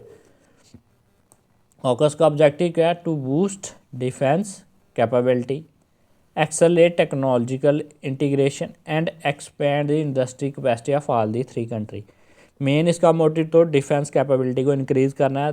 तो डिफेंस वाली चीज़ें टेक्नोलॉजीज़ पे डिपेंड करती हैं और टेक्नोलॉजी जो भी आएगी वो इंडस्ट्री कैपेसिटी इंक्रीज करेंगे तभी होगी। तो this all 3 are integrated things. Key feature क्या है ऑकस के? AUKUS same to counter China's growing influence in Indo Pacific. जब भी यूएस आता है तो यूएस का मेन काम ही क्या होता है किसी भी ऑर्गेनाइजेशन में? चाइना को काउंटर करने के लिए। इंडो पैसिफिक रीजन में चाइना को काउंटर करने के लिए ऑकस बनाया गया है। सेम ही क्वाड बनाया गया था। AUKUS is not formally military alliance like NATO. बोलता ऑकस कोई मिलिट्री अलायंस नहीं है नेटो की तरह। AUKUS primarily serve as framework for advancing defence technology. Defence technology को एडवांस में किया जा सके, उसमें रिसर्च होगी, टेक्नोलॉजी इंडस्ट्री को बूस्ट करने के लिए ऑकस बनाया गया। For facilitate the sharing of critical technology, a legally binding tripartite agreement known as the exchange of naval nuclear propulsion information agreement ENNPIA signed in 2021 में इन्होंने आपस में साइन किया, जिसमें भी ये आपस में चीज़ें शेयर करेंगे। न्यूक्लियर से related nuclear proportionation information agreement. AUKUS का स्ट्रक्चर 2 पिलर्स पे डिपेंड करता है। Pillar 1 conventionally armed nuclear power submarine. इसमें क्या होगा? जो भी न्यूक्लियर पावर सबमरीन को बनाया जाएगा। UK and USA are helping Australia to acquire nuclear power submarine. अगर इंडिया इसका पार्ट होता तो इंडिया को भी बेनिफिट हो जाता है। इसमें यूके और यूएस जो होंगे वो ऑस्ट्रेलिया को हेल्प करेंगे कि वो न्यूक्लियर पावर सबमरीन कैसे बनाए। Supporting Australia to acquire the first conventionally armed SSN maritime fleet. तो इसमें ऑस्ट्रेलिया को हेल्प की जाएगी। The pillar 2 is advance capability development. तो उनकी कैपेबिलिटी को एडवांस लेवल पे डेवलप किया जाएगा। Focus on developing joint capability to enhance interoperability. आपस में एक दूसरे को मिलकर हेल्प करेंगे। Cooperation in advance military capability area like cyber capability, artificial intelligence इन एरिया में हेल्प। एग्जांपल क्या है? Hypersonic flight test experiment at high flight project arrangement. High flight जो प्रोजेक्ट है वो किससे रिलेटेड है? ऑकस से related. That Indo Pacific economic framework for prosperity IPEF के बारे में देख लेते हैं। Recently India signed an exchange first of its kind agreement under Indo Pacific economic framework for prosperity. India ने भी साइन किया गया। तो इसके बारे में और सारी चीज़ें क्या है? The agreement focus on clean economy पे फोकस करता है, fair economy and IPF over reaching arrangement under the Indo Pacific economic framework for prosperity. ये सारे क्लीन इकॉनमी, फेयर इकॉनमी, इन पे फोकस रहेगा। Then clean economy agreement. Clean economy agreement जो pillar 3 है वो क्या बोलता है? Promote clean energy technology development and deployment. वही क्लीन एनर्जी को प्रमोट करेंगे। Investment and capacity building for MSME by initiative like IPF Catalytic Capital Fund and IPF Accelerated to integrate Indian company into global value chains। तो simple सी चीज़ है कि clean energy में technology को लाया जाएगा, उसी में इन्वेस्टमेंट कैपेसिटी बिल्डिंग जो भी हमारी MSME होंगी उसको प्रमोट किया जाएगा। Then fair economy agreement. Fair economy agreement pillar 4। तो इसमें क्या होगा? Ensure transparent trade. तो इसमें ट्रांसपेरेंट ट्रेड, ट्रांसपेरेंट ट्रेड और investment environment through anti corruption measures देखे जाएंगे। Tax transparency and resource mobilisation, ये सारी चीज़ें इसमें tax transparency, investment, anti corruption measure लिए जाएंगे। एंड स्ट्रेंथनिंग इंफॉर्मेशन शेयरिंग होगी जिससे एसेट रिकवरी और क्रॉस बॉर्डर इन्वेस्टिगेशन की जाए। ओवर आर्किंग IPF एग्रीमेंट क्या क्या है? High level ministerial oversight for coordinating individual IPF agreement, इसमें मिनिस्ट्रियल ओवरसाइट भी रहेगी। IPF के बारे में देख लेते हैं। इनिशिएटिव 2022 में टोक्यो में लॉन्च किया गया US के द्वारा। IPF 4 पिलर है इसके। फर्स्ट पिलर ट्रेड है, second pillar supply chain resilience है, थर्ड पिलर क्लीन इकॉनमी है, फोर्थ पिलर फेयर इकॉनमी है। India has joined pillar 2 to 4 IPF while it has maintained an observer status on pillar 1। ये आपको important पूछा जा सकता है, whether India join all the 4 pillars और नॉट। इंडिया ने ट्रेड वाला पिलर ज्वाइन नहीं किया गया है, इंडिया के द्वारा सिर्फ पिलर 2 से 4 को ही किया गया। फर्स्ट पिलर पे हमें ऑब्जर्वर का स्टेटस मिला हुआ है। इसके मेंबर कितने? 14 कंट्रीज आर इट्स मेंबर, जिसमें ऑस्ट्रेलिया है, ब्रूनेई है, फिजी है, इंडिया है, इंडोनेशिया है, Japan, Korea, Malaysia, New Zealand, Philippines, Singapore, Thailand, Vietnam and United State. These are the 14 countries. Objective to advance resilience, sustainability, inclusiveness, economic growth, fairness and competitiveness in the Indo Pacific region. तो mostly ये भी जो भी चीज़ें की जा रही हैं चाइना को काउंटर करने के लिए की जा रही हैं। IPF का इनिशिएटिव क्या होगा? IPF अप स्किलिंग इनिशिएटिव कौन कौन से हैं? Launch in 2022। Digital skill training दी जाएगी इसमें, primarily for women and girls in emerging economy में। दैन क्रिटिकल मिनरल डायलॉग, जो भी इंपॉर्टेंट मिनरल होते हैं उन्हें क्रिटिकल मिनिंग कहा जाता है। Focus on mapping mineral resources, trade flow को बढ़ाया जाएगा। फास्टरिंग रिसाइकलिंग कोलैबोरेशन, उनकी रिसाइकलिंग में भी कंट्री से एक दूसरे की हेल्प करेंगे। कोऑपरेटिव वर्क प्रोग्राम होगा। Advance clean economy goal by cooperative project under IPF countries. इससे रिलेटेड न्यूज़ क्या? Supply chain agreement. Supply chain agreement क्या होते हैं?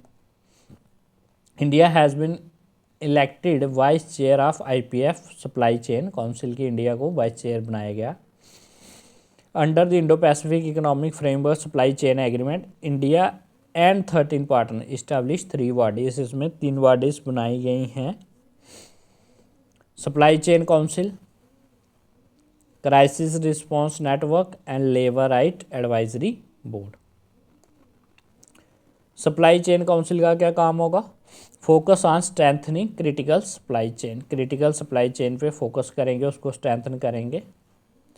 क्राइसिस रिस्पांस नेटवर्क क्या होगा? एक प्लेटफॉर्म प्रोवाइड करेगा collective emergency response to disruption पे, जो भी होगा उस पर एक प्लेटफॉर्म बनाया जाएगा जो एमरजेंसी रिस्पांस देगा, कहीं भी कोई भी डिस्ट्रप्शन होती है वहाँ पे। Crisis response network. Then labour right advisory board, तो लेबर राइट एडवाइजरी बोर्ड क्या करेगा? Bring together workers, employees and government to enhance labour right and workforce deployment in regional supply chain. जो भी रीजनल सप्लाई चेन में worker होंगे, employees होंगे, government होंगे, सब मिलके अच्छे रूल्स बनाएंगे ताकि कोई भी प्रॉब्लम ना आए, क्राइसिस की कंडीशन ना आए।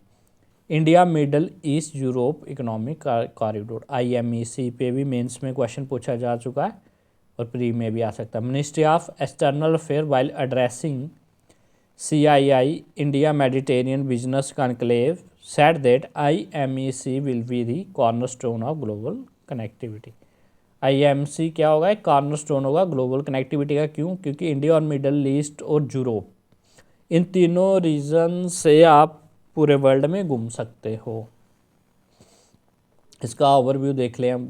तो कब बनाया गया था इसको? Announce on the sideline of 2023 G20 summit में IMEC को बनाया गया for integrating Asia, Europe and Middle East, Asia, Europe और मिडल ईस्ट को कनेक्ट करने के लिए। IMEC considered as a part of the partnership for global infrastructure and investment. It is a part of the global infrastructure and investment partnership for global infrastructure and investment initiative का part ही है।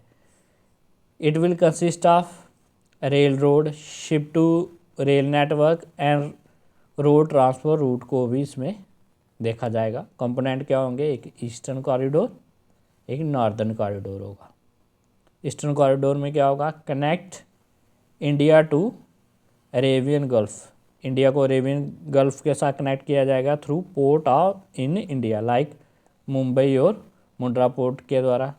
To port in UAE, UAE में कौन सा है, Fujairah and jewel Ali and potential other in Oman और Saudi Arabia में भी कुछ होंगे। वैसे नॉर्दर्न कॉरिडोर के जो होंगे link the Arabian Gulf to Europe, और अरेबियन गल्फ को, इंडिया को अरेबियन गल्फ से कनेक्ट किया जाएगा और अरेबियन गल्फ को आगे यूरोप से कनेक्ट किया जाएगा, एक प्रॉपर चेन होगी by port in country like Saudi Arabia में जो पोर्ट होंगे, जॉर्डन में पोर्ट होंगे, इसराइल में होंगे।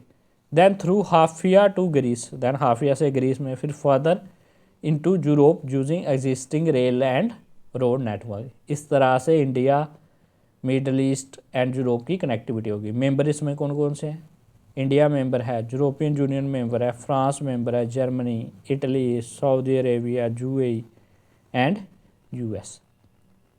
इंडिया है, यूरोपियन यूनियन है, फ्रांस है, जर्मनी है, इटली है, सऊदी अरेबिया है, यूएई है और यूएस इसके मेंबर है। टोटल कितने मेंबर होंगे, 1 2 3 4 5 6 7 8, जिसमें 7 कंट्री हैं और एक यूरोपियन यूनियन है, ग्रुप है। India middle Asia, middle east Europe corridor, IMEC को आप देख सकते हो जहाँ पे इंडिया होगा, ठीक है। These are the rail routes, और जो सी रूट डॉटेड से है और रेल रूट जो है वो लाइन से दिखाया गया हमें। फॉर एग्जांपल इंडिया को कनेक्ट किया जाएगा यूएई से, ठीक है, सी रूट के थ्रू इंडिया को कनेक्ट किया जाएगा यूएई से, जो भी जावल अली पोर्ट्स के थ्रू।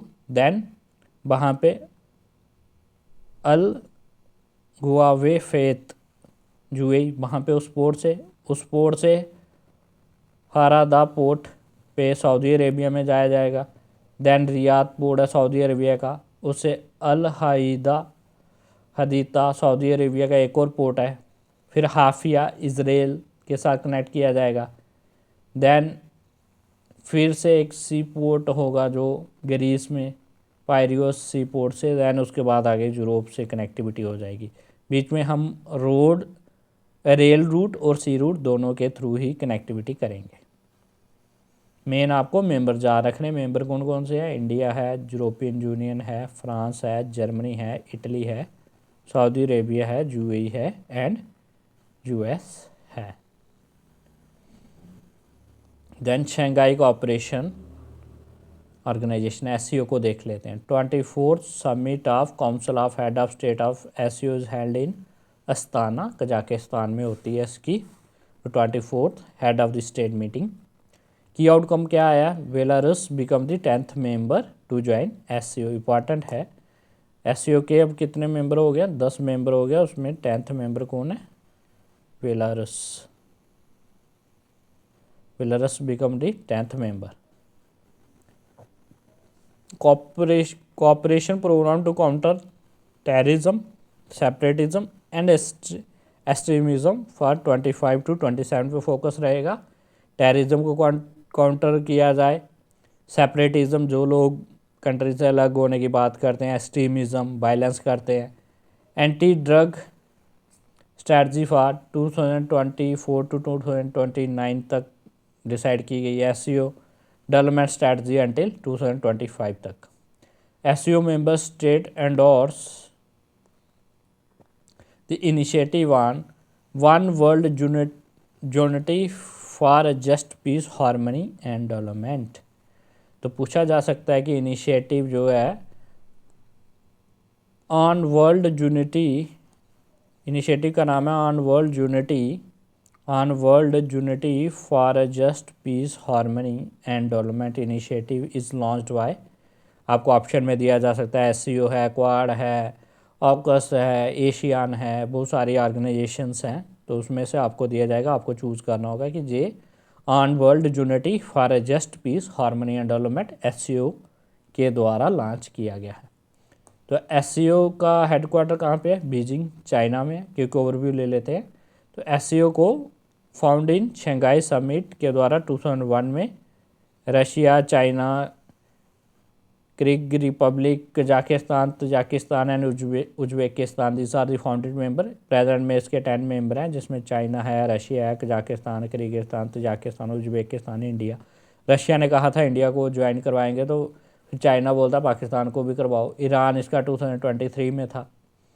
तो 6 मेंबर पहले थे, इंडिया और उसके आने से 8 हो गए। ईरान 2023 में 9th हो गया, तो बेलारूस 2024 में 10th मेंबर हो गया। In 2015 at UFA Russia, SCO decided to admit 2015 में इंडिया और पाकिस्तान को इसका फुल मेंबर बनाया गया था।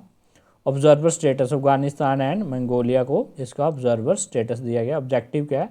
Address issues like terrorism, separatism and extremism through regional anti terrorist structure RATS based on Tashkent, Uzbekistan. इस पे पूछा जा सकता है RATS belongs to which organisation है? SCO। Regional anti terrorist structure RATS is the part of SCO। तो India देखो SCO का मेंबर भी है और क्वाड का भी मेंबर है। क्वाड जो है वो चाइना के खिलाफ ही बनाया गया था, और SCO जो है वो मेन रोल उसमें चाइना का होता है। तो इंडिया दोनों का ही मेंबर है। इंडिया अमेरिका के साथ भी बना के रख रहा है और चाइना के साथ भी, दोनों के साथ। Kashi, Varanasi has been declared first tourism and cultural capital of SCO। तो काशी क्या है? Tourism and cultural capital SCO की फर्स्ट इसको डिक्लेयर किया गया था।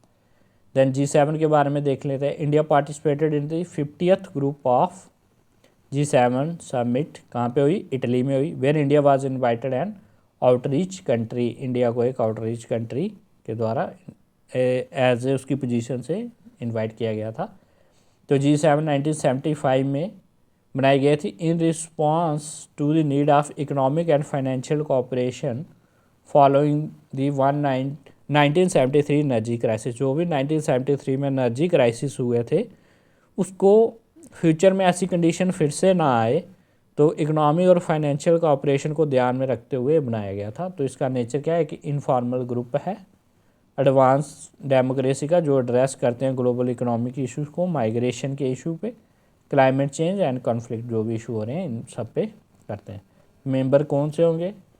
US, Germany, Canada, UK, Japan, Italy and France. इसमें जो भी डेवलप्ड कंट्री हैं वो इसके पार्ट हैं।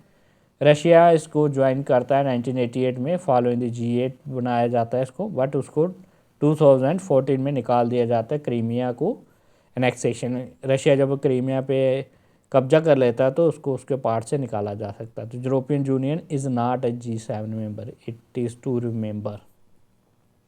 यूरोपियन यूनियन G7 का मेंबर नहीं है, but participate the annual summit, but वो एनुअल समिट में पार्टिसिपेट करता है। अदर की फैक्ट ऑन G7 पे देख लें, इसका वर्किंग मैकेनिज्म होता है G7 लैक परमानेंट स्ट्रक्चर। इसके पास कोई भी परमानेंट स्ट्रक्चर नहीं है। रोटेटिंग प्रेसिडेंसी होती है, जो एजेंडा हर साल जिस कंट्री के पास प्रेसिडेंसी होती है वही उसका एजेंडा सेट करता है कि इस ईयर पे हम किन इश्यूज़ पे बात करेंगे। तो इसके कुछ इनिशिएटिव्स हैं।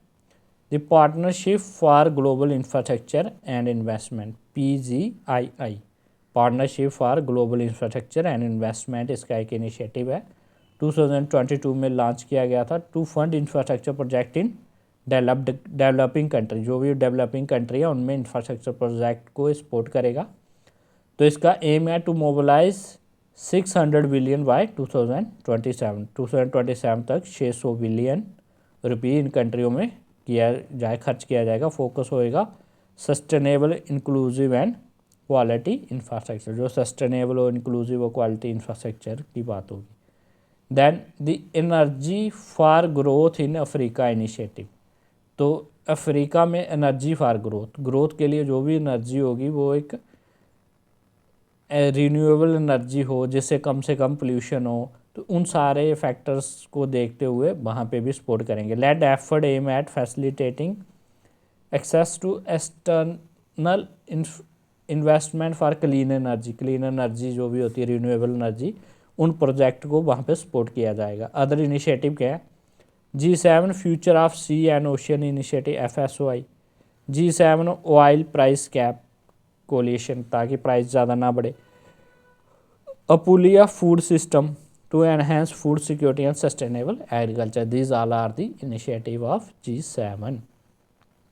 देन नैम के बारे में, नॉन अलाइनमेंट मूवमेंट।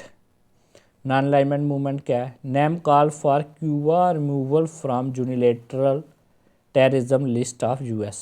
नैम ने कहा कि क्यूबा को आप जो भी यूनिलेटरल टेररिज्म लिस्ट है US की उसमें से बाहर निकाला जाए। US की क्या है? US unilateral list of state sponsor of terrorist comprises country that eligibly sponsor international terrorism.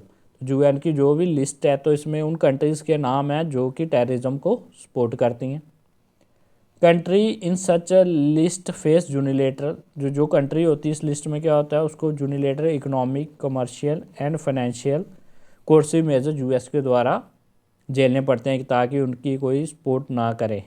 ठीक है, तो फाइनेंशियल लेवल पे क्या करेंगे? US उनको फाइनेंशियल सपोर्ट नहीं देगा। North Korea, Iran, Syria are also part of list in addition to Cuba के अलावा भी इसमें नॉर्थ कोरिया है, ईरान है, सीरिया है। इन कंट्री को अमेरिका मानता है कि ये टेररिज्म को सपोर्ट करते हैं, तो ये भी इस लिस्ट में है। नैम स्टैंड फेवर क्यूबा, तो नैम क्यों क्यूबा को सपोर्ट कर रहा है? NAM stand favouring Cuba highlighting its important in global south country, क्योंकि क्यूबा एक ग्लोबल साउथ में एक इम्पॉर्टेंट कंट्री है तो इसको नैम सपोर्ट इसलिए कर रहा है। तो नैम कब बनी थी? Traces roots to Bandung conference 1955 which led non alignment principle. Bandung conference 1955 में हुई थी, उसमें नॉन अलाइनमेंट प्रिंसिपल पे बात की गई थी। Formally establish at the first NAM summit in Belgrade Serbia में 1961 में जो फर्स्ट समिट हुई वहीं पे ही नैम को फार्मली बनाया गया था। तो इसके प्रिंसिपल क्या है? एडवोकेट इंडिपेंडेंट रीजनल पॉलिसीज़, हमारी इंडिपेंडेंट रीजनल पॉलिसीज़ होंगी क्योंकि ये कोल्ड वार के चलते नैम बनाई गई थी ताकि जो भी फर्स्ट वर्ल्ड और सेकंड वर्ल्ड की कंट्री हैं हम उनसे अपने लेवल पे डील करेंगे। Independent foreign country reducing cold war tension and providing a platform for newly independent nation, जो भी न्यूली इंडिपेंडेंट नेशन होंगे उनके लिए एक प्लेटफॉर्म होगा, क्योंकि तब रशिया और USSR के बीच USSR और USA के बीच में कोल्ड वार चल रही थी, तो उसमें इस नैम कंट्रीज रही थी जो ग्लोबल साउथ की कंट्री थी, पुअर नेशन थे, तो उन्होंने अपना एक अलग से नैम बना लिया। मेंबरशिप इसमें 120 कंट्री हैं, प्राइमरली इसमें डेवलपिंग नेशन ही हैं। पॉलिसी ऑफ नैम अलाइनमेंट, तो पॉलिसी क्या है नैम अलाइनमेंट की? Member pledges to avoid formal alignment with major power bloc, जो भी मेजर पावर ब्लॉक थे फर्स्ट वर्ल्ड कंट्री और सेकंड वर्ल्ड कंट्री, उनके साथ हम फॉर्मल एग्रीमेंट क्या करेंगे? अवॉइड करेंगे, हम अपने लेवल पे अपनी शर्तों पे दोनों ग्रुप के साथ चलेंगे। तो कॉमनवेल्थ आगे देख लेते हैं। 2024 mark 75 year of the modern Commonwealth commemorating the London declaration. तो 2024 में 74 ईयर हो गया मॉडर्न कॉमनवेल्थ के, तो लंदन डिक्लेरेशन में 1949 में इसको इस्टेब्लिश किया गया था। इंडिया से रिलेशन कैसे रहे हैं? लार्जेस्ट, इंडिया इसका लार्जेस्ट मेंबर है। India represent nearly 60% of the Commonwealth total population का इंडिया ही इसमें 60% है। India is the fourth largest contributor भी है। Host event CHOGM CHOGM 1983 and Commonwealth game 2010 में इंडिया ने होस्ट किया था। Commonwealth sub window establish under India UN development fund 2018 with 50 million over 5 year. Commonwealth sub window भी India UN development fund से ही बना गया था।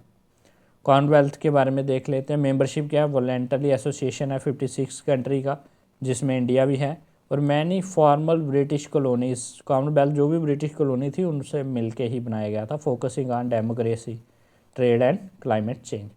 जेनेसिस देखते हैं 1926 में British Commonwealth of nation imperial conference में बनाया गया था। देन 1947 में इंडिया रिमेन इस मेंबर आफ्टर इंडिपेंडेंस के बाद इंडिया भी इसका मेंबर रहा। 1949 London declaration enabled republic to join forming a modern Commonwealth, तो 1949 में मॉडर्न कॉमनवेल्थ बनाने की। एंड वर्किंग ऑफ चोगम कैसे होती है, हेल्ड ओवर 2 ईयर, हर 2 साल के बाद एक मीटिंग होती है जो लेटेस्ट रवांडा 2022 में हुई थी, टू एड्रेस की इश्यूज एंड इश्यूज कम्युनिक, ठीक है। तो इसमें जो भी लेटेस्ट इश्यूज होते हैं, चोगम एक उसमें इनिशिएटिव है जिसमें सारे की इश्यूज़ को डिस्कस किया जाता है, हर 2 साल के बाद में एक मीटिंग होती है। तो इसमें की फैक्ट क्या है, डिसीजन मेड बाय कंसेंसस, हर डिसीजन कंसेंसस से होता है। All member are considered equal, सभी मेंबर को इक्वल माना जाता है। Member choose the head of Commonwealth, तो मेंबर में से ही एक हेड ऑफ कॉमनवेल्थ चुना जाता है उस स्टेट को। तो पास्ट लीडर एग्जाम्पल इंक्लूड, इसमें queen Elizabeth second longest serving head रही हैं, एंड किंग चार्ल्स थर्ड जो इसके करंट हेड है। King Charles is the head of state, king Charles head of state है इन 14 कॉमनवेल्थ कंट्री आर इलम, इन addition to UK के द्वारा भी 14 और कंट्रीज़ को भी उनके अंडर में है। Most country in the club are republic, ज़्यादातर country republic with Barbados the last to remove UK monarch as its head of state in 2021, तो बारबाडोस ने 2021 में यूके को मोनार्क जो उसका इन्फ्लुएंस था वहाँ से निकल गया, उन्होंने खुद को एज ए रिपब्लिक घोषित कर लिया है। तो मेजर इनिशिएटिव क्या है कॉमनवेल्थ के, agreement such as 1971 declaration of conference Commonwealth principle, 1971 का डेक्लेरेशन कॉमनवेल्थ प्रिंसिपल भी इसका एग्रीमेंट है। एंड 1991 हरेरेर कॉमनवेल्थ डेक्लेरेशन, ये भी इसी का इनिशिएटिव है। कॉमनवेल्थ चार्टर 2012 में आता है। Set out 16 core share principle such as rule of law, इसमें 16 कोर प्रिंसिपल है जिसमें रूल ऑफ लॉ एक है। Commonwealth advocacy and support play a significant role in ending apartheid in South Africa, बोलता South Africa में जो भी apartheid हो रहा था उसमें कॉमनवेल्थ का काफ़ी रोल था उसको रोकने में। Only inter governmental organisation to have a dedicated youth programme, youth के लिए प्रोग्राम है कॉमनवेल्थ यूथ प्रोग्राम, सबने सुना होगा। कॉमनवेल्थ साइबर डेक्लेरेशन 2018 में होती है ताकि सपोर्ट किया जाए साइबर स्पेस के लिए। Commonwealth secretariat countering violent extreme unit, उसको काउंटर किया जाता है। इससे रिलेटेड न्यूज़ है Commonwealth local government forum, Commonwealth local government forum CLGF भी एक फोरम बनाया गया, तो इंडिया पार्टिसिपेट करती है। India participated in the CLGF annual board meeting in Sri Lanka में इसकी मीटिंग होती है with the theme reinforcing social resilience through women's political representation, तो इसमें वुमेन की पॉलिटिकल रिप्रेजेंटेशन पे फोकस किया गया। तो इसका हेडक्वार्टर कहाँ पे, लंदन यूके में है, नेचुरली वहीं पे होगा। 1995 में बनाया गया था। यूनाइट्स लोकल गवर्नमेंट को यूनाइट करता है। Ministry of local government, national association of local government and individual council from 56 Commonwealth country including India भी इसमें पार्टिसिपेट करती है। तो इसमें वुमेन को सपोर्ट किया जाता है। Full and participative member in public affairs specially in achieving equal representation in local governance में उनकी इक्वल रिप्रेजेंटेशन हो। तो ये SDG के गोल नंबर 5 से जो जेंडर इक्वलिटी की बात करता है, gender equality and empowerment of women and girls, उससे कनेक्ट करता है। Then Gulf cooperation of India GCC हमेशा न्यूज़ में रहता है। At recently India GCC joint ministerial meeting for strategic dialogue the joint action plan 2024 to 28 जो है वो डिसाइड किया गया है India GCC joint ministerial meeting में। इसका हेडक्वार्टर GCC का रियाद में है। 1985 में इसको इस्टेब्लिश किया गया था। तो इसके 6 मेंबर कंट्रीज जो भी हैं, 6 गल्फ़ कंट्री कौन सी है, UAE, Bahrain, Saudi Arabia, Oman, Qatar and Kuwait GCC के मेंबर है। इसका एम है foster coordination, integration and interconnection between the member state in all field including politics, economy और सिक्योरिटी। पॉलिटिक्स, इकॉनमी और security कि जो भी इशूज़ हैं मिडल ईस्ट को लेके ये इन मेंबर कंट्रीज आपस में डिसाइड करती है। इंडिया जीसीसी के रिलेशन कैसे रहे हैं वो देख लेते हैं। Political relation, India GCC political dialogue 2003 में होता है। करंटली वो था प्रेजेंट में India maintain strategic partnership with Saudi Arabia, UAE और ओमान। हम इन 3 कंट्री के साथ हमारी स्ट्रैटेजिक पार्टनरशिप है। ये तीनों ही जीसीसी के पार्ट हैं, इसको याद रखते हो आप, एमसीक्यू बन सकता है। इंडिया किस किस के साथ स्ट्रैटेजिक पार्टनरशिप है? Saudi, UAE and Oman. Bilateral trade देखा जाए, GCC currently India's largest trading partner bloc है। India has a trade deficit with GCC country, हमारा इनके साथ ट्रेड डेफिसिट ही है। और डायस्पोरा और रेमिटेंस की बात की जाए, over 2/3 of NRI population reside in GCC. हमारी 2/3 मीन 66% जो भी हमारे एनआरआई हैं इंडिया से, वो कहाँ पे रहते हैं? जीसीसी कंट्री में। GCC country share 30% of India's total remittance in 2022-21 में। जो भी हमारा 30% है रेमिटेंस, वो कहाँ से आ रहा है? जीसीसी कंट्री से आ रहा है। तो एनर्जी कॉपरेशन में आपको पता है इन कंट्री में फ्यूल से रिलेटेड है। They contribute 30% of India's oil import and 70% of India's gas import. तो हमारा 35% ऑयल और 70% हमारा गैस जीसीसी कंट्री से आता है। तो जीसीसी कंट्रीज से देख लें, Oman, UAE, Qatar, Kuwait, Bahrain, Saudi Arabia, ये सारे एरियाज जो हैं आप देख सकते हो मैप पे। दैन नेटो के बारे में बात कर लेते हैं।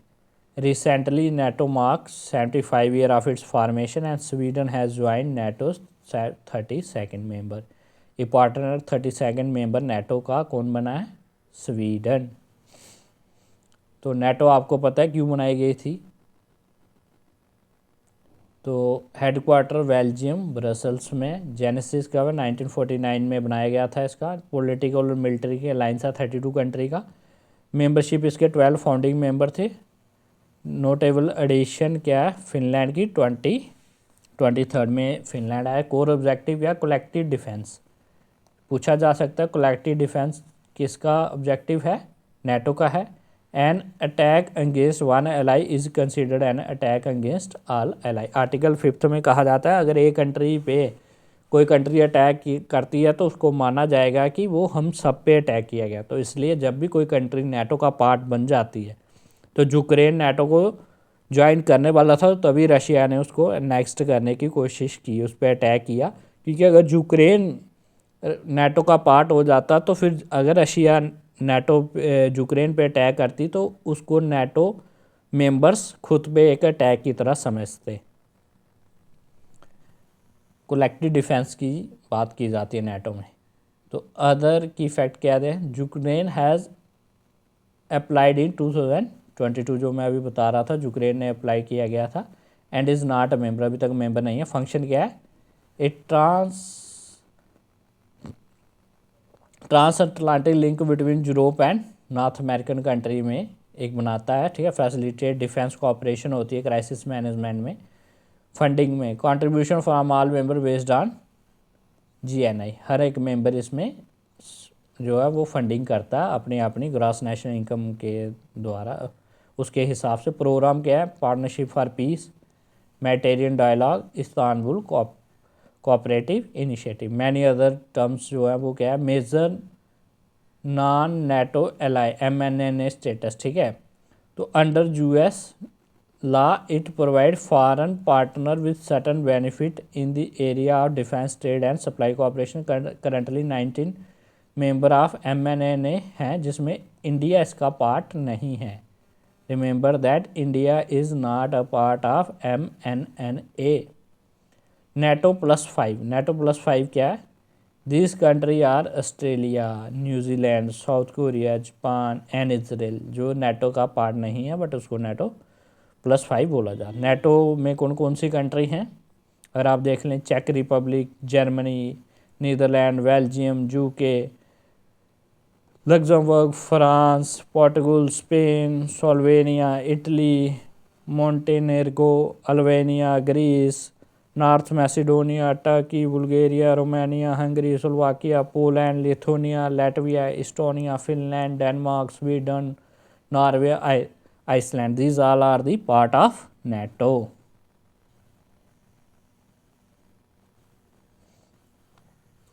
Geneva convention of 1949।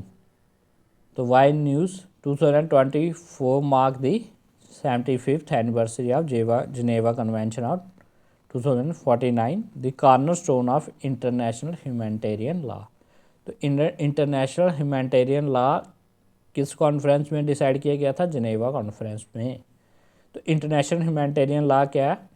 Also known as law of war, law of armed conflict, seek to limit the effect of armed conflict on humanitarian reason. तो इसमें डिसाइड किया गया था कि वार के अंदर या कन्फ्लिक्ट, आर्म कन्फ्लिक्ट में किन चीज़ों का ध्यान रखा जाएगा। जैसे वार के रूल्स होते हैं ना कि युद्ध के नियम क्या होंगे, वहाँ पे जो भी लोग वेपन नहीं होगा जिनके पास, उनके ऊपर अटैक नहीं किया गया जाएगा, पब्लिक को ध्यान रखा जाएगा, आम पब्लिक के साथ कोई भी वो वायलेंस नहीं किया जाएगा। It protect person who are not and no longer participating in hostility नहीं होगा, such as civilian prisoners of war and bonded, उनको कोई कैद नहीं करेगा। जिनेवा कन्वेंशन 1949 क्या बोलता है?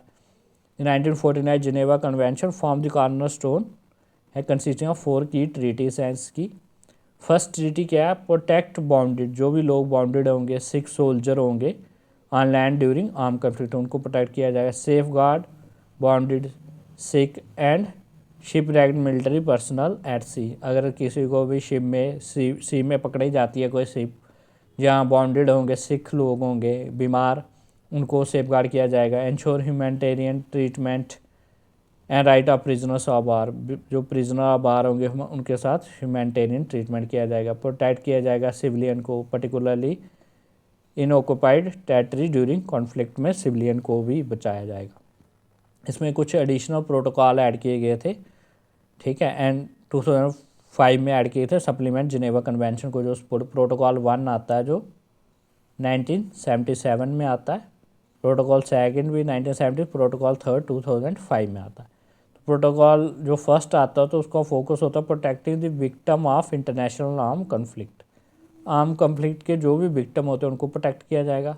सेकंड क्या? Protect victim of non international armed conflict, जो नॉन इंटरनेशनल आर्म्ड कन्फ्लिक्ट होंगे उनको बचाया जाएगा, मीन जो भी दिन कंट्री होंगे, ठीक है। इंट्रोड्यूस द रेड क्रिस्टल, 2005 में एक रेड क्रिस्टल आया additional emblem for humanitarian organisation के लिए एक रेड क्रिस्टल का एम्बलम बनाया गया। India commitment to IHL ratification, India has ratified all the 4 Geneva convention of 1949, तो इंडिया ने सभी को रेटिफाई किया गया। अदर जो की ट्रीटीज इससे हैं 1954 Hague convention of protection of cultural property, कि आप कल्चरल प्रॉपर्टी को प्रोटेक्ट करोगे आर्म कन्फ्लिक्ट में। 1972 biological weapon convention, prohibit the development and use of biological weapon, आप यूज़ नहीं करेंगे बायोलॉजिकल वेपन में कोई भी वायरस डाल के जहाँ कुछ भी ऐसा कर सकते जिससे इन्फेक्शन फैल सकती है। 1993 में केमिकल वेपन कन्वेंशन आ गई कि कोई भी केमिकल्स का इस्तेमाल नहीं करेगा लड़ाई में। 1988 Rome statute for International Criminal Code आ जाता है, जो कि बात करता है इंटरनेशनल क्रिमिनल कोड की, to prosecute individual for war crime, crime against humanity and genocide, जो भी लोग जीनोसाइड या वार क्राइम में होंगे तो उनके खिलाफ जहाँ पे केस किया जाएगा। अदर इम्पॉर्टेंट ऑर्गेनाइजेशन जो है वो हैं C10 and L69। India's external affair minister participate in first ever joint ministerial meeting of C10 and L69 grouping. क्या है देख लेते हैं। C10 क्या है? तो C10 एक कमेटी है 10 अफ्रीकन मिनिस्टर की of finance and central bank, governor इसमें क्रिएट की गई थी 2008 में। मेंबर कौन से? Algeria, Botswana, Cameroon, Egypt, Kenya, Nigeria, South Africa, Tanzania, central bank of West African state and central bank of central African state इसमें है। इसका मैंडेट क्या है? Advocating enhance African participation in governance and international finance institution. तो ये mostly जो Africa पे ही focus करते हैं, वहाँ पे गवर्नेंस और इंटरनेशनल फाइनेंस इंस्टीट्यूशन को कैसे बेहतर किया जाए। तो C10 ग्रुप है। तो L69 ग्रुप क्या है? ये 2007 में बनाया गया था, डेवलपिंग कंट्री का ग्रुप है। जो यूएन सिक्योरिटी काउंसिल में रिफॉर्म्स की बात करता है। तो इंपॉर्टेंट है, यूएन सिक्योरिटी काउंसिल में रिफॉर्म्स की बात करता है ग्रुप कौन सा, L69 ग्रुप। इसकी एडवोकेसी क्या है, for the expansion in both category of UN members, UNSC membership बोलता है दोनों कैटेगरी में एक्सपेंशन की जाए, परमानेंट और non permanent, to include more developing country and reflect contemporary geopolitic reality. सबको पता है कि यूएन आजकल एक बेकार ऑर्गेनाइजेशन है जो कि प्रेजेंट की जो भी प्रॉब्लम्स है उनको, कंटेम्प्रेरी इश्यूज़ को डील नहीं करता, क्योंकि उसकी जो बीटो पावर है 5 कंट्रीज़ के हाथ में ही है। तो चाइना हमेशा उसमें बीटो कर देगा, रशिया कर देगा, तो उसको एक्सपैंड करने की ज़रूरत है। L69 is a group that include country from, इसमें अफ्रीका से कंट्री है, लैटिन अमेरिका से है, कैरिबियन है, पैसिफिक हैं और एशियास में भी हैं। इंडिया भी इसका मेंबर है, तो India is also a member important. L69 का इंडिया मेंबर है, क्योंकि इंडिया भी चाहता है कि वो उसका परमानेंट मेंबर बन जाए यूएनएससी का। नेम इसका कहाँ से आता है, name after the document L.69 which was a resolution table in general 2007-8 में leading to inter government negotiation process on UNSC reforms. बहुत सारे नेगोशिएशन हो चुके हैं बट उसमें रिफॉर्म की गुंजाइश कोई भी दिख नहीं रही है। एक्टिविटी क्या है, engage in regular consultation and meeting to align strategy on UN reform में कैसे स्ट्रेटजी बनाई जाए, after in coordination with other reform minded group like Africa group. Then Universal Postal Union, UPU, Department of Post, India has released commemorative postage stamp to mark the 150th anniversary of Universal Postal Union की 150th anniversary होगी, तो हमारी तरफ से एक stamp निकाली गई है। तो जनरल पोस्टल यूनियन 1874 में एक ट्रीटी ऑफ वर्न्स के द्वारा बनाई गई थी, second oldest international organisation after international telecommunication union, जो इससे भी पहले बनाई गई थी 1865 में। तो World Post Day is celebrated as anniversary of establishment of UPU. इसके 192 कंट्री हैं, इंडिया भी इसका ओल्डेस्ट और मोस्ट एक्टिव मेंबर है। अदर की फैक्ट क्या है, UPU is United Nation specialised agency भी है इसकी, यूएन की स्पेशलाइज्ड एजेंसी है United Postal Union, Universal Postal Union is specialised agency of UN. India's post world largest postal network is also observing 170 year of its formation, तो India भी इसका पुराना member है। 5i अलाइंस, 5i अलाइंस भी news में रहा है। Australia decided to allow non citizen resident from the 5i alliance to join this armed forces. 5i क्या है, एक मल्टीलेटरल इंटेलिजेंस शेयरिंग नेटवर्क है, किन किन का, यूएसए का, यूके का, कनाडा का, ऑस्ट्रेलिया का और न्यूजीलैंड का। नेचर क्या है, this partner country share broad range of intelligence with, एक दूसरा इंटेलिजेंस की बातें शेयर करते हैं। It include non political intelligence, oversight, review and security entity of 5i countries. तो 5i कंट्रीज़ भी जो है वो इनके जो भी कंट्री होंगी पूरी दुनिया में क्या चल रहा है उसको इंटेलिजेंस आपस में शेयर करते हैं, secret information. World summit on information of society, WSIS, India participated in international telecommunication union WSI+20 forum high level event 2024 in Geneva Switzerland में होता है। WSIS+20 forum mark 20 year of it's progress made in implementation of outcome of WSIS which took place in 2 phases in Geneva में 2003 में और टूनिस में 2005 में होती है। अब WSIS world summit on the information of society की जेनेसिस देख लेते हैं। 2003 में बनती है एंड 2005 में इसकी ऑर्गेनाइजेशन के दो फेजेस में बनता है। Organise annually at ITU, UNESCO, UNDP और अंकटाड पे ऑर्गेनाइज किया जाता है इसको। क्रिएट मल्टी स्टेक होल्डर, एक मल्टी स्टेक होल्डर प्लेटफॉर्म बनाया गया to address issues raised by information and communication technology through inclusive approach at national, regional and international level. जो भी नेशनल, रीजनल और इंटरनेशनल लेवल पे जो भी इश्यूज़ होंगे इंफॉर्मेशन और कम्युनिकेशन टेक्नोलॉजी से रिलेटेड, वो जहाँ पे इन ऑर्गेनाइजेशन की जब भी एनुअल मीटिंग होती है ITU, यूनेस्को, UNDP और अंटार्कटिका की, वहाँ पे इन इश्यूज़ को डिस्कस किया जा सकता है। Organisation of the petroleum exporting countries OPEC plus का देखते हैं। OPEC plus agree to extend इस deep oil output cut in 2025। OPEC plus agree कर गए हैं कि वो अपना डीप ऑयल की जो आउटपुट है तो उसको कट करेंगे 2025 में। क्योंकि ओवरव्यू ले लेते हैं ओपेक प्लस और ओपेक का। ओपेक प्लस की फॉर्मेशन 2016 में होती है, जिसमें when OPEC sign an agreement with 10 other oil producing country के साथ वो करते हैं, साइन करते हैं। और ओपेक की फॉर्मेशन बगदाद कॉन्फ्रेंस 1960 में की जाती है। Iran, Iraq, Kuwait, Saudi Arabia and Venezuela, जिस सब ऑयल प्रोड्यूसिंग कंट्री है। ओपेक की मेंबरशिप अल्जीरिया के पास है, equatorial Guyana, Gabon, Libya, Nigeria, Congo, UAE, Iran, Iraq, Kuwait, Saudi Arabia, Venezuela अब इसके प्लान में मेंबर है। नॉन ओपेक मेंबर कौन कौन से हैं? रशिया है, मैक्सिको है, कजाकिस्तान है, ओमान है, Azerbaijan, Malaysia, Bahrain, South Sudan, Brunei and Sudan. इसका हेडक्वार्टर वियना, ऑस्ट्रिया में। Objective to coordinate and unify petroleum policy among member country to secure fair and stable prices for petroleum producers. तो पैक का काम होता है जो भी पेट्रोलियम प्रोड्यूसर हैं वो एक फेयर और एक स्टेबल प्राइस रखें।